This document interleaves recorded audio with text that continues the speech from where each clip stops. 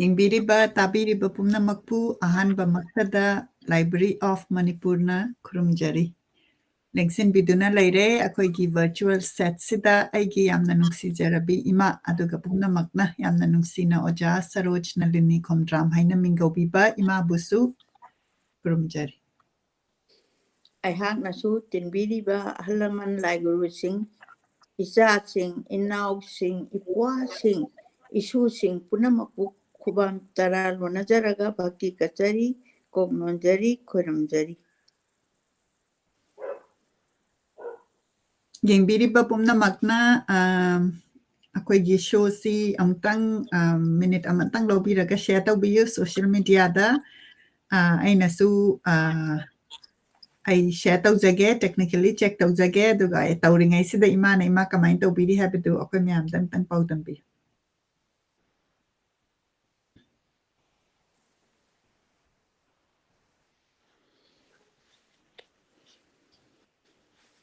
ꯏꯃꯥ ꯇꯥꯕꯤꯕ꯭ꯔꯥ ꯇꯥꯔꯦ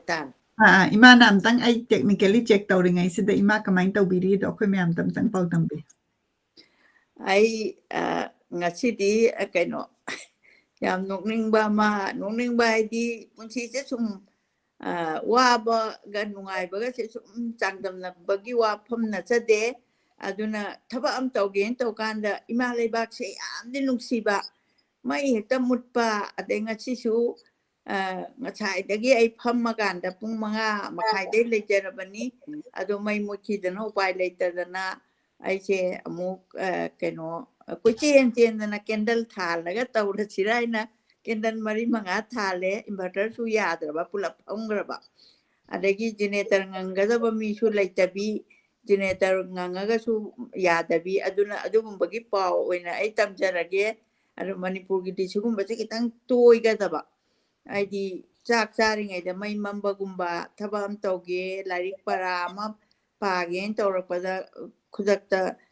ꯃꯩ ꯃꯝꯈꯤꯗꯅ ꯃꯩꯈꯦꯠ ꯍꯦꯛ ꯊꯤ ꯈꯪꯗꯕ ꯀꯦꯟꯗꯜ ꯍꯦꯛ ꯊꯤ ꯈꯪꯗꯕ ꯁꯤꯒꯨꯝꯕꯁꯦ ꯑꯩꯈꯣꯏ ꯌꯥꯝ ꯍꯩꯅꯕ ꯄꯨꯟꯁꯤ ꯑꯃ ꯑꯣꯏꯖꯔꯦ ꯑꯩꯒꯤꯗꯃꯛꯇꯗꯤ ꯑꯗꯣ ꯏꯆꯥꯁꯤꯡ ꯃꯅꯥꯛꯇ ꯂꯩꯔꯤꯉꯩ ꯃꯇꯝꯗꯗꯤ ꯑꯩꯅꯁꯨ ꯃꯁꯤꯒꯨꯝꯕꯁꯤ ꯀꯌꯥ ꯊꯦꯡꯅꯗꯦ ꯃꯄꯥꯟ ꯊꯣꯛꯈ꯭ꯔꯒꯗꯤ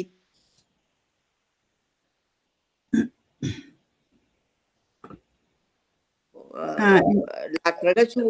ꯃꯤꯅꯤꯠ 4-5 ꯂꯥꯛꯇ꯭ꯔꯒ ꯑꯗꯨꯝ ꯍꯦꯛꯇ ꯂꯥꯛꯑꯦ ꯍꯥꯏꯕ ꯑꯗꯣ ꯑꯩꯈꯣꯏꯒꯤꯁꯤꯗꯤ ꯀꯃꯥꯏꯅ ꯇꯧꯕꯅꯣ ꯈꯪꯗꯦ ꯍꯧꯖꯤꯛꯁꯨ ꯇꯝꯕ ꯉꯝꯗ꯭ꯔꯤ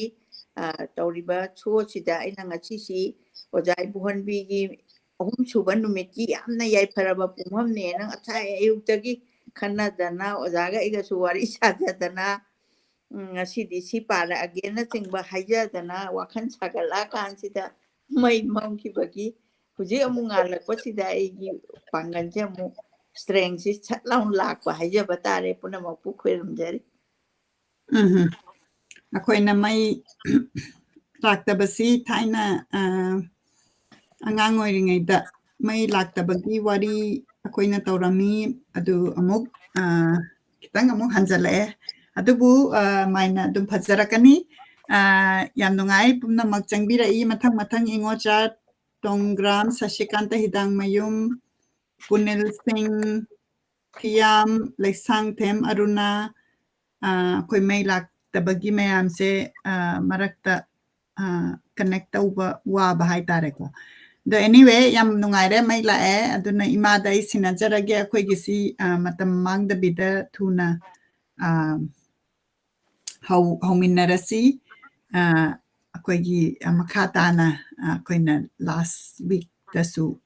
ꯐꯤꯆꯔ ꯇꯧꯖꯈꯤꯕ ꯕꯪꯒꯕꯟꯙꯨꯒꯤ ꯂꯩꯕꯥꯛꯇ ꯍꯥꯏꯕ ꯃꯅꯤꯄꯨꯔꯤꯒꯤ ꯂꯥꯏꯔꯤꯛ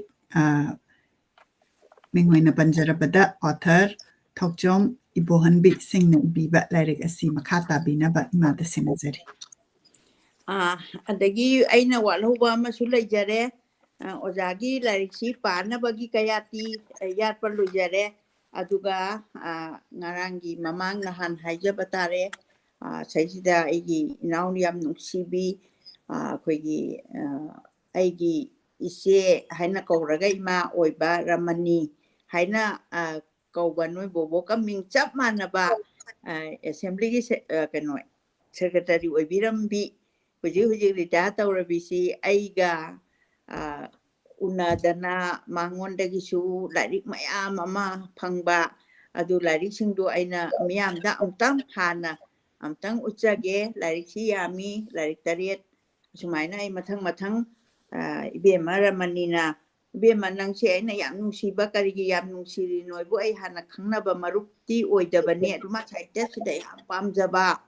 ꯑꯗꯩ ꯃꯐꯝ ꯈꯨꯗꯤꯡꯃꯛꯇ ꯍꯥꯏꯗꯤ ꯑꯣꯔꯒꯅꯥꯏꯖꯦꯁꯟꯁꯤꯡꯁꯤꯗ ꯑꯗꯨꯝ ꯀꯩꯅꯣ ꯇꯤꯟꯕꯤꯕ ꯑꯗꯨꯒ ꯂꯥꯏꯔꯤꯛ ꯏꯕꯁꯦ ꯌꯥꯝ ꯐꯖꯅ ꯏꯈ꯭ꯔꯦ ꯑꯣꯐꯤꯁꯇ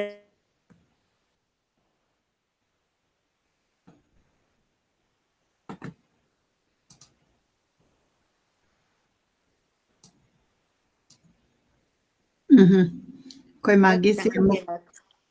ꯃꯈꯥ ꯇꯥꯕꯤꯌꯨ ꯃꯩ ꯑꯃꯨꯛ ꯂꯥꯛꯈꯤꯗ꯭ꯔꯦ ꯑꯩꯈꯣꯏ ꯃꯥꯒꯤ ꯃꯩꯒꯤꯁꯦ ꯑꯝꯇꯪ ꯁꯦꯝꯕꯁꯤ ꯌꯦꯡꯃꯤꯟꯅꯁꯤ ꯑꯗꯨꯒ ꯌꯥꯔꯒꯗꯤ ꯑꯗꯨꯝ ꯁꯣꯁꯤ ꯇꯧꯅꯕ ꯁꯤꯟꯖꯒꯦ ꯑꯗꯨꯕꯨ ꯃꯩ ꯂꯥꯛꯇ꯭ꯔꯒꯗꯤ ꯎꯄꯥꯏ ꯂꯩꯇꯦ ꯑꯩꯈꯣꯏꯅ ꯂꯥꯏꯔꯤꯛꯁꯤ ꯃꯊꯪ ꯑꯩꯈꯣꯏꯅ ꯄꯥꯖꯔꯛꯄꯅꯤ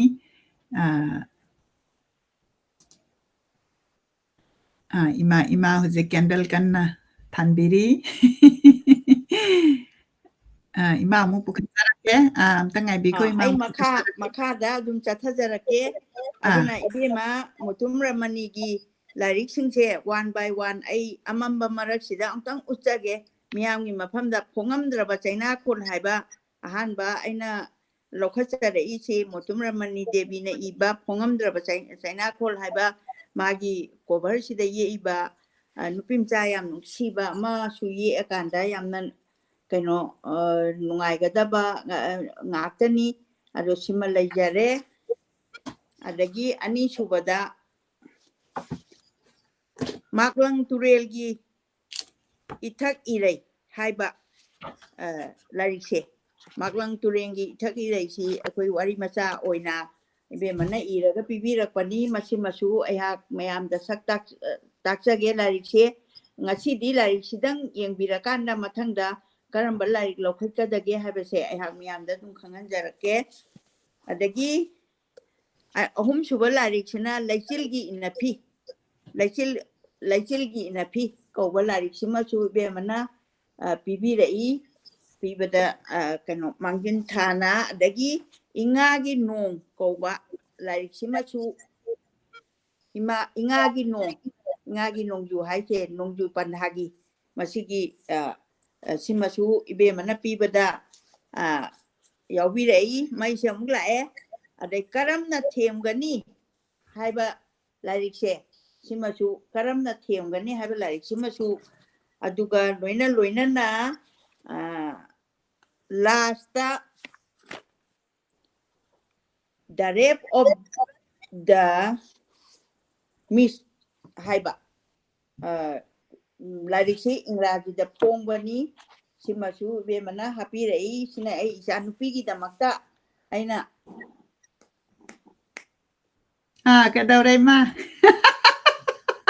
ꯑꯩꯒꯤ ꯀꯦꯟꯗꯜꯁꯦ ꯃꯨꯊꯠꯀꯦ ꯇꯧꯔꯤꯕ ꯑꯗꯨꯗ ꯑꯩꯅ ꯃꯨꯊꯠꯀꯅꯣꯅ ꯁꯥꯏꯟ ꯇꯧꯔꯤꯕ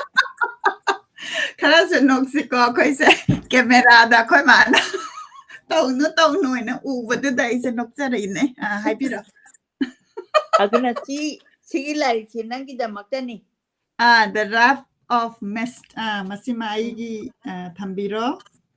ꯁꯨꯃꯥꯏꯅ ꯇꯧꯗꯅ 이베마ꯅ ꯂꯥꯏꯔꯤꯛꯁꯤ ꯄꯤꯕꯤꯔꯛꯑꯦ ꯑꯗꯨꯒ ꯑꯃꯔꯖꯤꯠ ꯇꯣꯡꯕ꯭ꯔꯝꯅ ꯌꯥꯝꯅ ꯐꯖꯕ ꯂꯥꯛꯃꯤꯟꯅꯕꯅꯤ ꯃꯕꯥꯅꯤꯃꯛ ꯑꯦꯁꯦꯝꯕ꯭ꯂꯤꯗ ꯊꯕꯛ 이베마 ꯇꯧꯔꯤꯉꯩꯗ 이ꯕꯨꯡꯉꯣ ꯑꯃꯔꯖꯤꯠꯁꯨ ꯖꯣꯏꯟ ꯇꯧꯔꯒ ꯖꯨꯅꯤꯌꯔ ꯑꯣꯏꯅ ꯃꯥꯗꯤ ꯍꯧꯖꯤꯛ ꯑꯃꯨꯛ ꯂꯩꯍꯧꯔꯤ ꯁꯥꯔꯚꯤꯁꯇ ꯑꯗꯨꯒ ꯃꯕꯥꯅꯤꯁꯦ ꯂꯥꯛꯃꯤꯟꯅꯔꯒ ꯂꯣꯛꯇꯥꯛ ꯈꯣꯜ ꯍꯥꯏꯕ ꯌꯥꯝ ꯐꯖꯕ ꯖꯔꯅꯦꯜ ꯑꯃꯁꯨ ꯁꯤꯅ ꯑꯃꯔꯖꯤꯠꯀꯤ ꯁꯥꯏꯠꯇꯒꯤ ꯄꯤꯕꯤꯔꯛꯄꯅꯤ ꯃꯁꯤꯃꯁꯨ ꯑꯩ ꯎꯠꯆꯒꯦ ꯌꯥꯝ ꯐꯖꯕ ꯋꯥꯔꯤ ꯌꯥꯎꯏ ꯑꯩꯅ ꯆꯥꯎꯔꯞ ꯌꯦꯡꯕꯅꯤ ꯀꯨꯞꯅ ꯄꯥꯖꯕ ꯉꯝꯖꯗ꯭ꯔꯤ ꯑꯗꯨꯒ ꯅꯍꯥꯟ ꯅꯣꯡꯒꯤ ꯀꯩꯅꯣꯗ ꯑꯩꯒꯤ ꯕꯥꯔꯗꯦꯗ ꯃꯄꯥꯎꯅ ꯄꯤꯕꯤꯔꯛꯄ ꯑꯩꯈꯣꯏꯒꯤ ꯀꯩꯅꯣ ꯃꯄꯥꯎꯒꯤ fiction issue janeni sisu phaja phaja wareng na pikthali aduga mapauna saireng laror haiba akhoi janen simasu pibirakpani aduga loina na aigi inau ipuanupa thodam netrajitna lanpham sida haiba mana iba kabi thodam netrajitna ibase sanatomina purai netrajitna imagi badi gi jamakta pirakpani haidana aduga sina aigi khungangda laklabadi mase aina pagrabani sumain tawdana aigi inau netrajitna su aikoigi phaja phaja ba lairik sing khudon tawbirei lairik ti watpa laitre pagadawba aina sonjabada ngaire haina ai thamjage adu punamapu khuramjarba matungda ojai buhanbigi ngasigi ahum suba numitni ojagi numitse marakta su yamna tekaiba id tekaiba haibadi hekta pabadan kano oigidabasu haptadi mari manga kuma suramani adubu mathang pa ngamjagidaba aduna ngasidi namdana ojagi se ahum suba numitse simma phau loisalakanda atopa aigi audience aigi viewer singna pambiragadi parakadoriba aduga pambidraga topagi wafam nataba sum atopa amamu hongaga karimba darkar leiragadi ai adum pararoi toksare haiba nachade aduna sida ngasisi humni tanban numiki ani suba manipur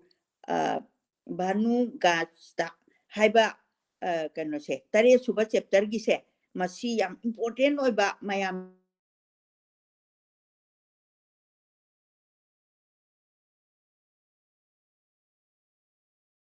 manipurgi leiriba akhoi mapanda thokraga chahi tare khuntakpadagi akhoi kasarda aduga tripurada leiriba akhoi isin inau isasing punamak aduga ithak thongba punamak se sigi maramda khara hena pibiramba ani suba manipur bhanugansta haiba si ehak keno pajage adu ojana su masi select tawbi aina su tawjai aduga sumain tawba aduga tara subagi rani bazarda maidingu marjit and marjit chip palamiba akhoi chaurjit marjit ari masi manau mayam ama ningthokumam sembai kai wari si yawbasimaga ngasi ai ngambra haiche maisina laagadi hujik lai sumai lakpiragadi dum pajarake na ai thorang tawjari aduna huji ojagi lairikse kanagumbana yamna pamba ado kadaida phangge khangdaba yaw bado aina sumain hangachabani lairikse ai pijarake aduga akhoi gi haming bata ai tawraga ai thilhanjarake lairikse pabiyu haibadi pabiyu haidana wanum jabadi nate masi syllabus ta yam phajana higher class aduga kanoda TDC dasu yawraba college dasu aduga kanodasu akhoi university dasu yawraba adugumba traveloki warisi oibanani aina mayamda hangachari se aduna pamida habiyu aduga store da phangbadi kharadi phangandabani kariginoida store da thambalari se yang kuin nadaba aduna madugi asoba matengdo ai ngambanggai ai pangjage na mayamda ai thamjage ada ani suba manipur bhanugan ki sahit singa masigi parasi ai hudik pajagadoribani lama yangkai mangani ani suba manipur bhanugasta Dhaka dagi halak pa April itang ohum lising amaga chamapan maudra tareki ahing adumadi Sri Mangalda phaiduna leki phaiduna leibaidi aduda pandana leiba phaiduna leiba Sri Mangal Maulabi Bazar jilagi manung channa leiba maruoiba mpham amani lamsimak aikoina khangbada ya maruoiba aido akoi swaida leiba lam natabanina aikoina khangba ama changbadu akhaura amasung Kulaura railway station ani gi marakta leiba maruoiba railway station amasuni asi railway station ji kari maming kawi ka je heng parikhada ꯇꯝꯕꯤꯔꯤꯕꯁꯤꯡꯗ ꯑꯗꯨꯝ ꯌꯥꯎꯔꯛꯀꯗꯣꯔꯤꯕꯅꯤ ꯃꯐꯝ ꯑꯁꯤꯗꯒꯤ ꯚꯥꯅꯨꯒꯟꯖꯀꯤ ꯃꯪꯒꯦ ꯃꯈꯣꯡ ꯌꯥꯝꯅ ꯂꯥꯞꯇ꯭ꯔꯦ ꯃꯪꯒꯦ ꯃꯈꯣꯡꯒ ꯍꯥꯏꯔꯛꯑꯒꯗꯤ ꯑꯩꯈꯣꯏ ꯃꯅꯤꯄꯨꯔꯒꯤ ꯁꯅꯥ ꯂꯩꯕꯥꯛ ꯃꯅꯨꯡꯒ ꯃꯥꯜꯂꯛꯏ ꯒꯥꯔꯤꯗ ꯆꯠꯄꯗ ꯄꯨꯡꯈꯥꯏ ꯑꯃ ꯈꯔꯇꯃꯛ ꯍꯦꯟꯒꯅꯤ ಶ್ರೀ ಮಂಗಲ್ದ ಮೈತೈ ಖುಲ್ ಅಹುಮ್ಲೋಮ್ ಲೈ ಹೈ ꯑꯩꯈꯣꯏꯅ ꯑꯍꯤꯡꯗ ꯊꯨꯡꯂꯨꯔꯤꯕ ꯃꯐꯝ ꯑꯗꯣ ꯈꯣꯏꯔꯣꯝ ꯏꯟꯗ꯭ꯔꯖꯤꯠꯀꯤꯗꯅꯤ ꯃꯍꯥꯛꯀꯤ ꯑꯁꯦꯡꯕ ꯌꯨꯝ ꯅꯠꯇꯦ ꯚꯔꯥꯗ ꯂꯩꯕꯅꯤ ꯍꯥꯏ ꯃꯁꯥꯃꯛꯇꯤ ꯕꯥꯁꯒꯥꯎꯗꯒꯤꯅꯤ ꯁꯔꯀꯥꯔꯒꯤ ꯑꯣꯐꯤꯁꯥꯔ ꯑꯃ ꯑꯣꯏꯕꯅꯤ ꯕꯪꯒ꯭ꯂꯥꯗꯦꯁ ꯃꯅꯤꯄꯨꯔꯤ ꯁꯥꯍꯤꯇ꯭ꯌ ꯁꯪꯁꯠ ꯀꯃꯜꯒꯟꯖ ꯃꯁꯥꯒꯤ ꯁꯚꯥꯄꯇꯤꯅꯤ ꯁꯩꯔꯦꯡ ꯑꯃꯁꯨꯡ ꯋꯥꯔꯦꯡꯅꯤ ꯑꯩꯗꯤ ꯂꯥꯏꯔꯤꯛ ꯏꯕꯁꯤ ꯑꯩꯈꯣꯏꯅ ꯃꯁꯤꯡꯁꯤ ꯌꯥꯝꯗꯕ ꯑꯣꯏꯅꯤꯡꯉꯤ ꯑꯗꯨꯕꯨ ꯑꯉꯛꯄꯗ ꯂꯩꯕ ꯑꯗꯨ ꯈꯪꯕꯤꯅꯕ ꯑꯩꯈꯣꯏ ꯊꯥꯡꯒꯠꯄ ꯃꯌꯥꯝꯁꯤ ꯑꯣꯏꯕ ꯈꯤꯇꯪ ꯇꯨꯃꯤꯟꯅ ꯂꯩꯒꯟꯕ ꯑꯣꯏꯕꯗꯒꯤ ꯑꯩꯈꯣꯏꯅ ꯂꯩꯇꯕꯣꯏ ꯅꯤꯡꯕꯅꯦꯅ ꯍꯪꯒꯠꯆꯕꯅꯤ ꯅꯣꯡꯉꯥꯜꯂꯝꯗꯥꯏ ꯇꯨꯝꯊꯕꯅ ꯑꯌꯨꯛ ꯑꯗꯣ ꯑꯩꯍꯥꯛ ꯌꯥꯍꯧ ꯌꯥꯝꯅ ꯊꯦꯡꯈꯤ ꯑꯏꯕ ꯑꯣꯖꯥ ꯏꯕꯣꯟꯕꯤꯅꯤ ꯑꯩꯒ ꯐꯃꯨꯡ ꯑꯃꯠꯇꯗ ꯇꯨꯃꯤꯟꯅꯕ ꯑꯦ.ꯀꯦ. ꯁꯦꯔꯥꯝꯅ ꯑꯌꯨꯛꯀꯤ ꯆꯤꯟ ꯌꯥ ꯁꯦꯡꯕ ꯂꯣꯏꯔ ꯐꯥꯎꯕ ꯑꯩꯍꯥꯛꯇꯤ ꯍꯧꯒꯠꯈꯤꯗꯦ ꯁꯦꯔꯥꯝꯅ ꯍꯥꯏꯈꯤ ꯑꯣꯖꯥ ꯑꯍꯜꯁꯤꯡꯗꯤ ꯉꯟꯇꯥꯅ ꯍꯧꯒꯠꯅꯔꯝꯃꯦ ꯑꯌꯨꯛꯀꯤ ꯊꯕꯛ ꯏꯪꯈꯥꯡꯒ ꯂꯣꯏꯅ ꯂꯣꯏꯍꯧꯔꯦ ꯑꯌꯨꯛꯀꯤ ꯊꯕꯛ ꯏꯪꯈꯥꯡꯅ ꯄꯨꯔꯤꯕꯗꯤ ꯃꯁꯥ ꯃꯎ ꯁꯦꯡꯗꯣꯛꯄ ꯑꯗꯨ ꯇꯧꯒꯗꯕ ꯊꯕꯛ ꯔꯦꯗꯤ ꯇꯧꯕꯗꯣ ꯑꯗꯨꯅꯤ ꯊꯕꯛ ꯏꯪꯈꯥꯡ ꯍꯥꯏꯅ ꯑꯩꯈꯣꯏꯅ ꯁꯕꯁꯇꯤꯇ꯭ꯌꯨꯠ ꯋꯥꯔꯗ ꯑꯃ ꯁꯤꯖꯤꯟꯅꯔꯤꯁꯦ ꯑꯩꯍꯥꯛ ꯈꯪꯄ꯭ꯔꯦꯛ ꯈꯪꯈꯤ ꯑꯩꯅ ꯈ꯭ꯋꯥꯏꯗꯒꯤ ꯊꯦꯡꯕ ꯇꯥꯔꯕ ꯂꯝꯐꯩ ꯆꯠꯄꯗ ꯀꯣꯟꯊꯍꯧꯕꯁꯦ ꯏꯁꯥꯅ ꯄꯥꯝꯖꯗꯕꯅꯤ ꯑꯍꯜ ꯂꯃꯟꯁꯤꯡꯅ ꯀꯔꯤ ꯈꯜꯂꯝꯒꯅꯤ ꯃꯁꯤ ꯕꯦꯕꯥꯔꯅꯤ ꯑꯩꯈꯣꯏ ꯑꯍꯜ ꯂꯃꯟꯁꯤꯡꯒꯤ ꯃꯇꯨꯡꯗ ꯍꯧꯒꯠꯂꯒꯗꯤ ꯑꯩꯈꯣꯏꯗ ꯌꯥꯝ ꯅꯨꯡꯉꯥꯏꯇꯕ ꯑꯃ ꯄꯣꯛꯄꯗꯣ ꯑꯗꯨꯅ ꯍꯥꯏꯕꯒꯨꯝꯂꯗꯅ ꯑꯩꯍꯥꯛꯅ ꯍꯧꯒꯠꯂꯛꯄꯗ ꯅꯨꯡꯁꯥ ꯐꯖꯅ ꯁꯥꯔꯝꯂꯦ ꯈꯣꯡꯆꯠ ꯑꯗꯨꯗ ꯈ꯭ꯋꯥꯏꯗꯒꯤ ꯌꯥꯍꯧ ꯊꯦꯡꯕ ꯅꯨꯃꯤꯠ ꯑꯃ ꯃꯗꯨꯅ ꯑꯣꯏꯈꯤ ꯍꯥꯏꯗꯤ ꯃꯗꯨ ꯋꯥꯃꯟꯗꯅ ꯇꯨꯝꯊꯈꯤꯕꯗꯨꯅꯤ ꯈꯥ ꯋꯥꯡ ꯌꯨꯝ ꯇꯥꯕꯅꯤ ꯕꯦꯡꯒꯂꯤ ꯃꯨꯁꯜꯃꯥꯟꯅ ꯑꯌꯥꯝꯕꯅꯤ ꯕꯦꯡꯒꯂꯤꯒ ꯃꯨꯁꯜꯃꯥꯟꯒꯅ ꯑꯌꯥꯝꯕꯅꯤ ꯃꯩꯇꯩꯗꯤ ꯃꯁꯤꯡ ꯈꯔ ꯍꯟꯊꯔꯕꯒꯤ ꯃꯑꯣꯡꯅꯤ ꯑꯉꯥꯡꯁꯤꯡꯅ ꯑꯌꯨꯛꯀꯤ ꯂꯥꯏꯔꯤꯛ ꯑꯧꯔꯥꯏꯕꯒꯤ ꯈꯣꯟꯖꯦꯜꯅ ꯄꯨꯝꯅꯤꯟ ꯅꯤꯜꯂꯝꯃꯤ ꯇꯥꯔꯤꯕ ꯈꯣꯟꯖꯦꯜ ꯑꯗꯨꯁꯨ ꯕꯪꯒꯥꯂꯤ ꯃꯄꯤ ꯂꯥꯏꯔꯤꯛ ꯄꯥꯕꯒꯤ ꯈꯣꯟꯖꯦꯜꯅꯤ ꯏꯃꯥꯔꯣꯜꯗ ꯂꯥꯏꯔꯤꯛ ꯄꯥꯔꯛꯄꯒꯤ ꯈꯣꯟꯖꯦꯜ ꯑꯃꯠꯇ ꯇꯥꯕ ꯐꯪꯈꯤꯗꯦ ꯑꯩꯗꯤ ꯇꯝꯗ꯭ꯔꯕꯅ ꯑꯩꯅ ꯍꯧꯒꯠꯂꯛꯄꯗ ꯑꯣꯖꯥ ꯅꯤꯜꯀꯥꯟꯇ ꯑꯃꯁꯨꯡ ꯑꯩꯒ꯭ꯌꯥꯅꯤꯜꯕꯤ ꯁꯥꯁꯇ꯭ꯔꯤ ꯑꯅꯤꯃꯛ ꯐꯩꯖꯣꯝ ꯄꯨꯝꯌꯥꯠ ꯅꯥꯟꯅ ꯁꯦꯠꯂꯗꯨꯅ ꯂꯩꯔꯝꯂꯦ ꯃꯇꯝꯗꯨꯗ ꯃꯣꯏ ꯑꯣꯖꯥ ꯍꯣꯏꯗꯤ ꯑꯩꯈꯣꯏꯒꯤ ꯈꯣꯡꯒ꯭ꯔꯥꯎ ꯀꯔꯤ ꯀꯔꯥ ꯁꯦꯠꯄꯁꯦ ꯑꯩꯈꯣꯏꯁꯨ ꯑꯃꯨꯛꯇ ꯎꯔꯛꯇꯦ ꯑꯣꯖꯥ ꯅꯤꯜꯀꯥꯟꯇ ꯑꯩꯅ ꯎꯖꯕꯗ ꯑꯩꯒ꯭ꯌꯥꯅꯤꯜꯕꯤ ꯁꯥꯁꯇ꯭ꯔꯤꯁꯨ ꯐꯩꯖꯣꯝ ꯁꯦꯠꯂꯒ ꯌꯥꯝꯅ ꯃꯁꯥ ꯅꯥꯟꯕ ꯑꯗꯨꯒ ꯑꯗꯨꯃꯥꯏꯅ ꯇꯧꯔꯀꯥꯟꯗ ꯃꯣꯏꯒꯤ ꯁꯛꯇꯝꯁꯦ ꯍꯧꯖꯤꯛꯁꯨ ꯑꯩꯈꯣꯏꯅ ꯂꯥꯛꯁꯟꯕꯗꯣ ꯑꯗꯨꯃꯥꯏꯅ ꯂꯥꯛꯁꯜꯂꯤ ꯑꯌꯨꯛ ꯅꯥꯁꯥ ꯂꯧꯕ ꯂꯣꯏꯔꯗꯨꯅ ꯑꯩꯍꯥꯛꯄꯨ ꯉꯥꯏꯗꯨꯅ ꯂꯩꯔꯝꯃꯤ ꯑꯩꯅ ꯉꯛꯈꯤ ꯑꯍꯜ ꯑꯅꯤ ꯑꯁꯤꯒꯤ ꯃꯁꯤꯡꯈꯥ ꯑꯁꯤꯗꯤ ꯍꯥꯏꯗꯤ ꯑꯍꯜ ꯑꯣꯏꯖꯔꯒꯁꯨ ꯃꯁꯤꯡꯈꯥ ꯍꯥꯏꯗꯤ ꯀꯩꯅꯣ ꯍꯥꯏꯗꯤ ꯃꯣꯏꯗꯤ ꯋꯤꯜ ꯄꯋꯥꯔꯗꯣ ꯑꯗꯨ ꯌꯥꯝꯅ ꯀꯩ ꯍꯥꯏꯅꯤ ꯄꯦꯁꯦꯟ ꯂꯩꯕ ꯑꯗꯨꯒ ꯃꯣꯏ ꯀꯩꯗꯧꯕꯒꯤ ꯄꯣꯊꯥꯅꯤꯡꯗꯅꯤ ꯑꯗꯨꯕꯨ ꯃꯣꯏꯅ ꯄꯣꯊꯥꯗꯪꯈꯩ ꯃꯣꯏꯒꯤ ꯊꯕꯛ ꯂꯣꯏꯁꯜꯂꯝꯕꯗꯣ ꯑꯗꯨꯕꯨꯅꯤ ꯃꯁꯤꯡꯈꯥ ꯍꯥꯏꯅ ꯑꯩꯈꯣꯏꯅ ꯃꯁꯤꯡꯈꯥ ꯌꯥꯝ ꯐꯠꯇꯦꯅ ꯁꯤꯗꯤ ꯐꯩꯅ ꯍꯥꯏꯅ ꯍꯥꯏꯅꯔꯤꯁꯦ ꯃꯈꯣꯏꯕꯨ ꯑꯍꯤꯡ ꯇꯨꯝꯗ꯭ꯔꯖꯥꯠꯂꯥ ꯋꯥꯕ ꯆꯣꯛꯊꯕ ꯈꯪꯗꯕ ꯃꯤ ꯉꯥꯛꯇꯔꯥ ꯑꯩꯈꯣꯏꯅ ꯐꯃꯨꯡꯗ ꯆꯪꯕꯁꯦ ꯅꯣꯡꯌꯥꯏ ꯃꯇꯨꯡ ꯄꯨꯡ ꯑꯃꯗꯤ ꯍꯦꯜꯂꯕꯅꯤ ꯑꯩꯍꯥꯛ ꯎꯕꯗ ꯑꯣꯖꯥ ꯅꯤꯜꯀꯥꯟꯇꯅ ꯁꯣꯟꯕꯗꯨ ꯑꯩꯍꯥꯛ ꯁꯣꯟꯊꯥꯡꯅꯅ ꯇꯥꯈꯤ ꯋꯥꯔꯝꯂꯅꯤ ꯃꯁꯥꯁꯨ ꯀꯌꯥ ꯐꯠꯇꯕꯅꯤ ꯑꯣꯖꯥ ꯅꯤꯜꯀꯥꯟꯇ ꯑꯍꯜ ꯑꯃꯒꯤ ꯋꯥꯍꯩꯗꯣ ꯌꯥꯝꯅ ꯅꯨꯡꯁꯤꯅ ꯍꯥꯏꯗꯤ ꯑꯉꯥꯡꯁꯤꯡꯗ ꯆꯩꯗꯕ ꯑꯗꯨꯒ ꯄꯨꯛꯅꯤꯡꯗ ꯀꯔꯤꯝꯇ ꯀꯩꯅꯣ ꯑꯣꯏꯗꯕ ꯑꯋꯥꯕ ꯈꯪꯕꯤꯕꯗꯣ ꯁꯥꯏꯀꯣꯂꯣꯖꯤꯀꯦꯜꯂꯤ ꯌꯥꯝꯅ ꯀꯩꯅꯣ ꯑꯣꯏꯕ ꯔꯤꯆ ꯑꯣꯏꯕꯗꯣ ꯏꯀꯥꯏꯅ ꯑꯌꯨꯛꯀꯤ ꯊꯕꯛ ꯂꯣꯏꯁꯤꯟꯅꯕ ꯕꯥꯊꯔꯨꯝꯗ ꯊꯨꯅ ꯍꯣꯠꯆꯤꯜꯂꯝꯃꯤ ꯏꯔꯨꯖꯅꯕ ꯏꯁꯤꯡ ꯑꯁꯥꯕ ꯀꯥꯁꯨ ꯊꯧꯔꯥꯡ ꯇꯧꯗꯨꯅ ꯊꯝꯕꯤꯔꯝꯂꯦ ꯌꯨꯝꯗ ꯐꯥꯎꯕ ꯁꯨꯝꯅ ꯇꯧꯕꯤꯔꯣꯏ ꯈꯣꯏꯔꯣꯝ ꯏꯟꯗ꯭ꯔꯖꯤꯠ ꯑꯃꯗꯤ ꯃꯍꯥꯛꯀꯤ ꯏꯕꯦꯝꯃꯅ ꯀꯌꯥꯗ ꯊꯋꯥꯏ ꯌꯥꯎꯅ ꯍꯣꯠꯅꯕꯤꯔꯤꯕ ꯍꯥꯏꯗꯤ ꯒꯦꯁ ꯑꯃ ꯂꯥꯛꯄꯗ ꯃꯅꯤꯄꯨꯔꯗꯒꯤ ꯃꯤ ꯂꯥꯛꯑꯦ ꯍꯥꯏꯕꯗꯨꯗ ꯃꯣꯏꯅ ꯌꯥꯝꯅ ꯍꯔꯥꯎꯕꯤꯕ ꯑꯗꯨꯒ ꯃꯣꯏꯒꯤ ꯁꯤꯟꯐꯝ ꯃꯥꯟꯅꯕ ꯒꯥꯏꯗ ꯑꯣꯏꯕꯤꯕ ꯌꯥꯕ ꯒꯥꯏꯗ ꯑꯣꯏꯔꯤꯕ ꯁꯥꯍꯤꯇ꯭ꯌꯀꯥꯔ ꯉꯥꯛꯇꯅꯤ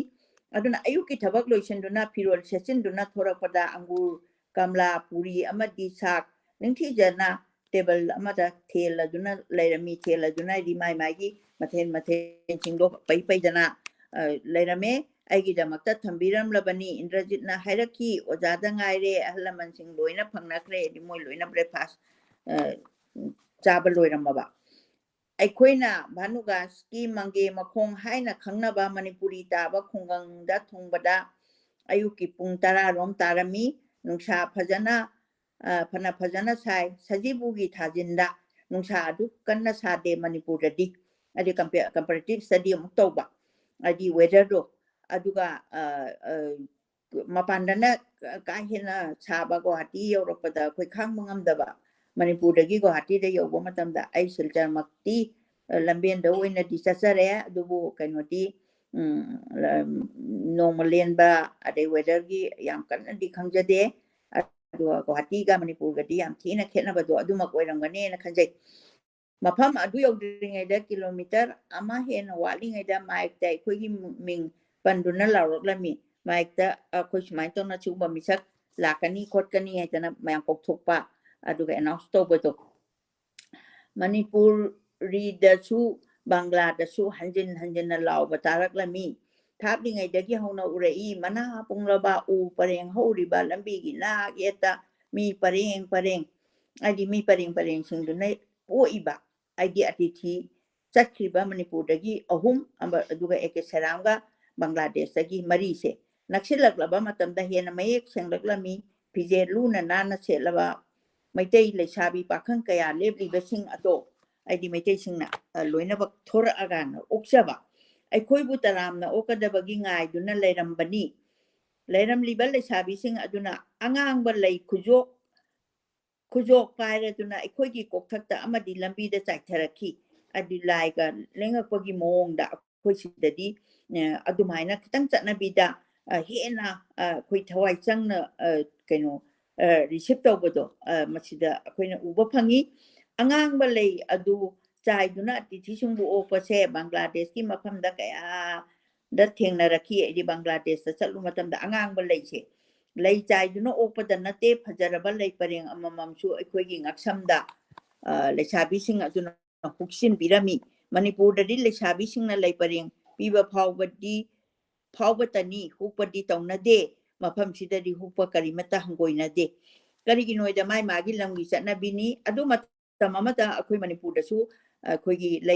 ꯂꯩꯁꯤ ꯄꯤꯔꯀꯥꯟꯗ ꯍꯨꯛꯄꯗꯤ ꯆꯠꯅꯗꯦ ꯑꯩꯗꯤ ꯀꯔꯤ ꯍꯨꯛꯑꯒ ꯆꯠꯅꯗ꯭ꯔꯤꯁꯤꯅ ꯀꯔꯤꯅꯣꯕꯨ ꯑꯩꯈꯣꯏ ꯂꯨꯍꯣꯡꯕ ꯃꯇꯝꯗ ꯃꯥꯒꯤ ꯕꯣꯔꯗꯨꯗ ꯂꯩ ꯄꯔꯦꯡ ꯍꯨꯛꯄꯗꯣ ꯍꯨꯟꯗꯣ ꯄꯔꯦꯡ ꯍꯨꯛꯄꯗꯣ ꯑꯗꯨꯒ ꯃꯥꯟꯅꯩ ꯍꯥꯏꯗꯅ ꯇꯧꯅꯔꯝꯗꯦ ꯑꯗꯨꯕꯨ ꯉꯁꯤ ꯊꯦꯡꯊꯔꯛꯑꯒꯗꯤ ꯂꯥꯁ ꯀꯔꯤꯗꯅꯣ ꯑꯩꯅ ꯑꯃ ꯎꯕꯗꯣ ꯌꯥꯎꯁꯪꯒꯤ ꯑꯗꯨꯗꯔ ꯚꯣꯠ ꯍꯥꯏꯗꯣꯛꯄꯗꯔ ꯀꯩꯅꯣ ꯂꯩꯒ ꯄꯪꯍꯨꯛꯇ ꯍꯨꯛꯄ ꯆꯪꯁꯟꯗꯅ ꯅꯨꯄꯥ ꯅꯨꯄꯤ ꯑꯗꯨꯝ ꯍꯨꯛꯅꯕꯁꯨ ꯎꯖꯩ ꯌꯨꯝ ꯊꯨꯡꯐꯝꯗꯤ ꯊꯣꯉꯥꯝ ꯆꯟꯗ꯭ꯔꯀꯤꯔꯇꯤ ꯁꯤꯡꯍꯒꯤ ꯃꯌꯨꯝꯗꯅꯤ ꯑꯗꯨ ꯆꯠꯅꯕꯤ ꯍꯥꯏꯁꯤꯗꯤ ꯑꯩꯅ ꯃꯗꯨꯗ ꯐꯠꯇꯦ ꯍꯥꯏꯖꯕ ꯅꯠꯇꯦ ꯑꯩꯈꯣꯏ ꯍꯥꯟꯅ ꯑꯗꯨꯃꯥꯏꯅ ꯆꯠꯅꯔꯝꯕꯗꯣ ꯀꯩꯅꯣ ꯇꯧꯕ ꯍꯧꯖꯤꯛ ꯑꯃꯨꯛ ꯍꯣꯡꯗꯣꯔꯛꯑꯦ ꯍꯥꯏꯗꯤ ꯂꯝꯁꯦ ꯍꯋꯥ ꯅꯨꯡꯁꯤꯠ ꯐꯥꯎꯅꯔꯕꯅꯤ나 마기 ꯆꯠꯅꯕꯤꯁꯦ ꯁꯨꯝ ꯆꯪꯁꯤꯜꯂꯛꯄꯗꯣ ꯅꯥꯠꯁꯤ ꯍꯣꯡꯕ ꯅꯥꯏꯕꯅꯤꯅ ꯁꯤꯒꯤ ꯋꯥꯐꯝꯇꯅꯦ ꯑꯩꯅ ꯄꯟꯖꯔꯤꯁꯤ ꯃꯅꯥꯎ ꯅꯨꯄꯥ 2 ꯂꯩ ꯍꯥꯏꯗꯤ ꯉꯁꯥꯏꯒꯤ ꯀꯩꯅꯣꯗꯨꯅꯤ ꯆꯪꯉꯨꯔꯤꯕ ꯔꯤꯁꯤꯞ ꯇꯧꯔꯤꯕ ꯃꯍꯥꯛ ꯕꯪꯒ꯭ꯂꯥꯗꯦꯁꯇ ꯃꯅꯤꯄꯨꯔꯤ ꯁꯪꯁꯀ꯭ꯔꯤꯇꯤ ꯌꯣꯛꯈꯠꯅꯕ ꯍꯣꯠꯅꯔꯤꯕ ꯃꯅꯤꯄꯨꯔꯤ ꯁꯪꯁꯀ꯭ꯔꯤꯠ ꯄꯔꯤषꯠꯀꯤ ꯁꯪꯁꯀ꯭ꯔꯤꯇꯤꯛ ꯄꯔꯤषꯠꯀꯤ ꯑꯆꯪꯕ ꯑꯦꯛꯇꯤꯚꯤꯁ ꯑꯃꯅꯤ ꯆꯍꯤ 95 ꯃꯨꯛꯀꯤ ꯂꯦꯡꯅꯤ ꯑꯍꯜ ꯂꯃꯟ ꯁꯨꯅ ꯂꯩꯔꯤ ꯑꯗꯨꯒ ꯑꯄꯣꯛꯄꯅ ꯆꯍꯤ 30 ꯁꯤ ꯀꯩꯅꯣꯅꯤ 90ꯅꯤ 35 ꯑꯄꯣꯛꯄꯤꯅ ꯆꯍꯤ 70 ꯒꯤ ꯃꯊꯛꯅꯤ ꯑꯅꯤꯃꯛ ꯄꯥꯡꯒꯜ ꯀꯟꯅ ꯎꯔꯤ ꯃꯅꯥꯎ ꯅꯨꯄꯥ 2 ꯂꯩ ꯃꯅꯥꯎ ꯅꯨꯄꯥ ꯌꯥꯏꯃꯗꯤ ꯕꯍꯔꯦꯟꯗ ꯊꯕꯛ ꯇꯧꯕꯅꯤ ꯁꯨꯇꯤ ꯂꯧꯔꯒ ꯌꯨꯝꯗ ꯊꯣꯔꯛꯇꯨꯅ ꯂꯩꯕꯅꯤ ꯆꯟꯗ꯭ꯔꯀꯤꯔꯇꯤ ꯃꯁꯥꯃꯛꯁꯨ ꯕꯍꯔꯦꯟꯗ ꯃꯇꯝ ꯀꯨꯏꯅ ꯊꯕꯛ ꯇꯧꯔꯨꯔꯒ ꯃꯃꯥ ꯂꯩꯕꯥꯛꯇ ꯊꯣꯔꯛꯇꯨꯅ ꯍꯧꯖꯤꯛ ꯐꯥꯔꯃꯥꯁꯤ ꯑꯃ ꯍꯥꯡꯂꯤ ꯃꯅꯥꯎ ꯅꯨꯄꯥ ꯑꯇꯣꯝꯕꯁꯨ ꯗꯥꯛꯇꯔ ꯇꯝꯕ ꯂꯣꯏꯗꯨꯅ ꯂꯩꯔꯦ ꯏꯃꯨꯡ ꯃꯅꯨꯡ ꯅꯨꯡꯉꯥꯏ ꯆꯥꯕ ꯊꯛꯄ ꯋꯥꯠꯇꯦ ꯃꯣꯏ ꯏꯃꯨꯡ ꯃꯅꯨꯡꯒꯤ ꯐꯤꯕꯝꯗꯨꯅꯤ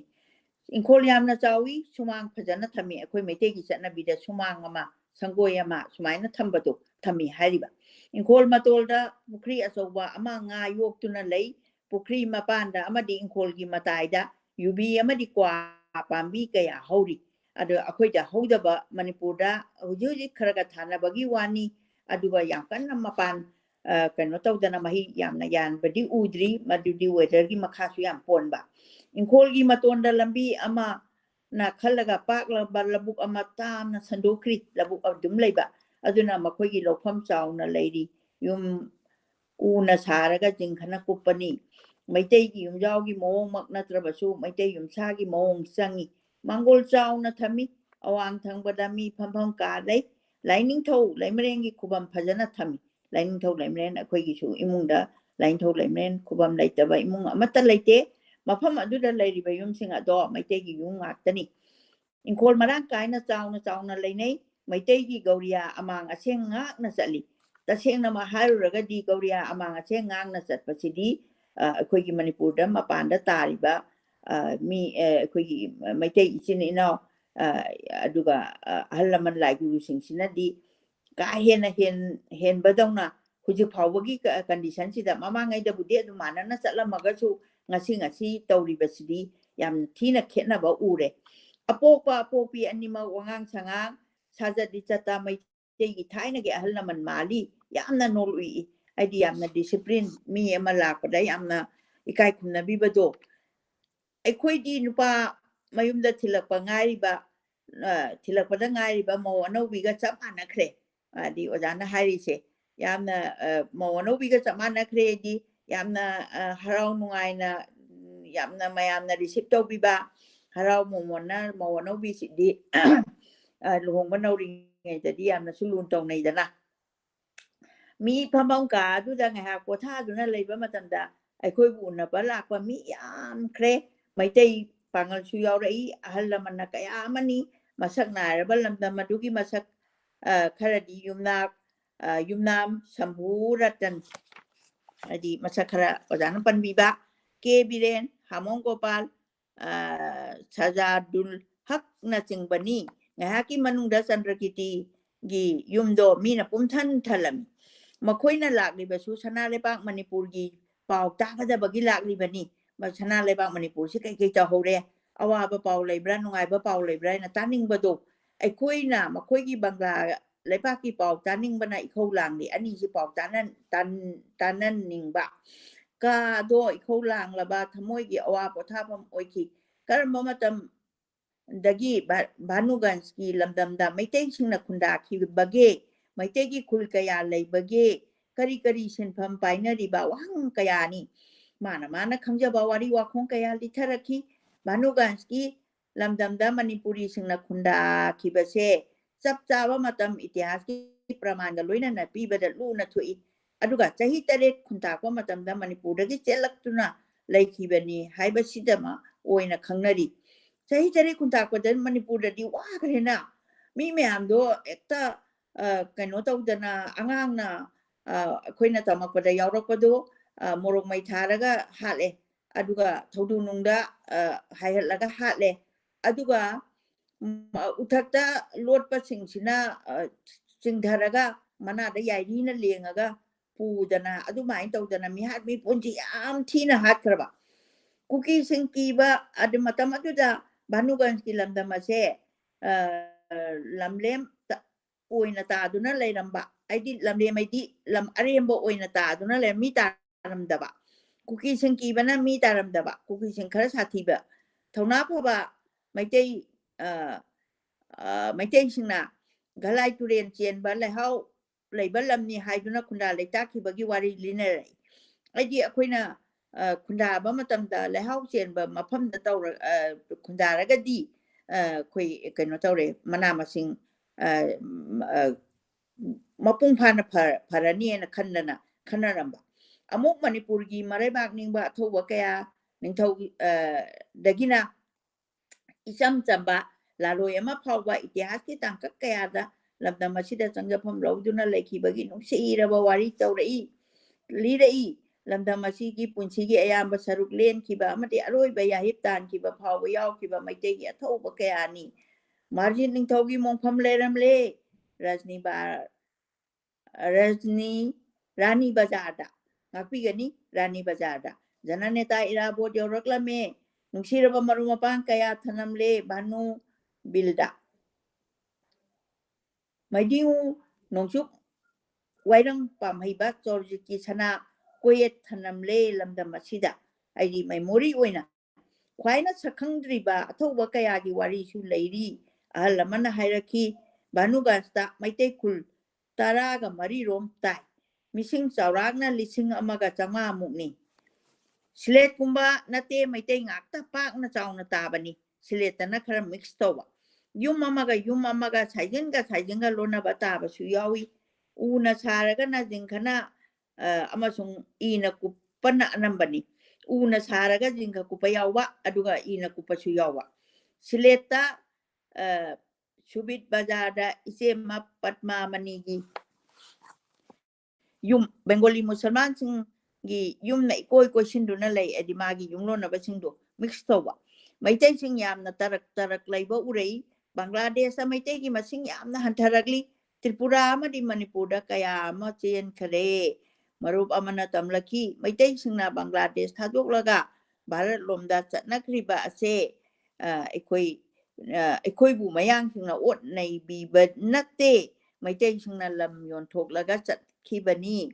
Takada Leramba Maite Sing na Kibasu Mayang Singi Marata Labada Maite Nupigi Izat Manglaka Draki Badagi Amadi Amanga Sing Dharmagi Wapam na Anambani Adi Honga Isindo Krista ki kumjali singa maga chama pan putare ki mamang dadi Bangladesh ki Manipuri lising maripu muk leiram mi hai yam leiram he haujit khulaya ma maite ki masing hantarakle maite ki yum amata chekna dalan mathon longkhatuna se yamna changna saba urakte sileta saba ngamba maite masa leitabati nate adu chingnaba amadi leiri tung koina leiba yagadra yaroidra habadi moina tangdu leitadabado mama leiba mak natabanina moi mafamduda poksaragasu moi gi for father gi origin di maitrabak manipur akoi sida loinambak chamin thangmin dana awa na khangmin lei ki bangaktani aduna ojanil kanta gi bhasanda toina panki manipuri sing na Bangladesh thadoglaga Manipur da chelake haina khanbi gano mafam asida ima leibak haibadu oirabane Manipur da chu hojik leifam leitabagi luraba samasya thengnari akhoi sida leisi chu ojana phongdok pirambaduni kari noina haibada asomda leiba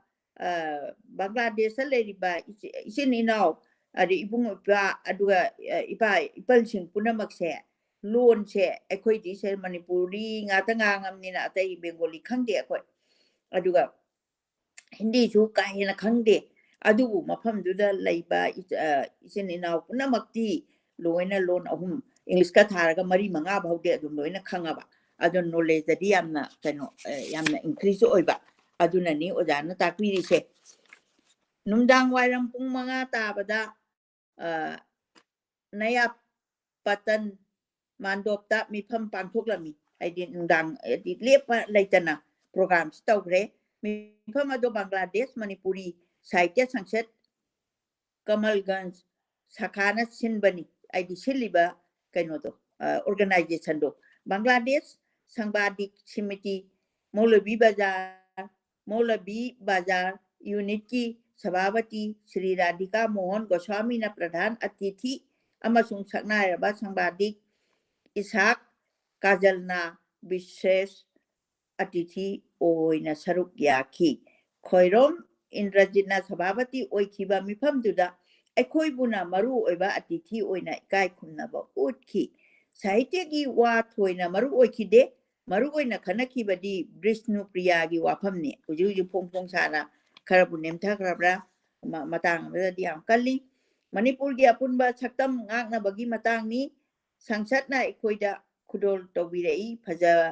phajana mingshel challaba abhinandan patra amamam thauram adugi sanskriti gi thauramna ayengba punamaki pungning singsanki utki bana maibi jagoi lairau bagi jagoi na chingba nungdangi na pung tara dagi hena chathakiba thauram ado mandop ado pathok na mitilame di asukimati yam theng abhauda mitinba do mandoki mama thangba saru amada phampak saraga ekhoibu phamali aidi amna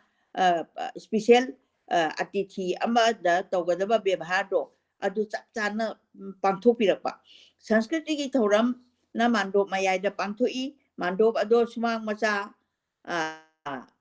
amana mandop ado sumang macha amana khallaga maning de yum ama sulai bani ai mandop tigi structure duni sumang ama di mandoki naget anima mina chon kre manipuri ngaktani maitei gi ahalaman lesabi pakhang kaya maitei pangal suyawi ai hak na yamna nungai jabadi jen manipur dance academy da kaya khana ut khraba lai harau bagi jagoi aduni numitu da utpado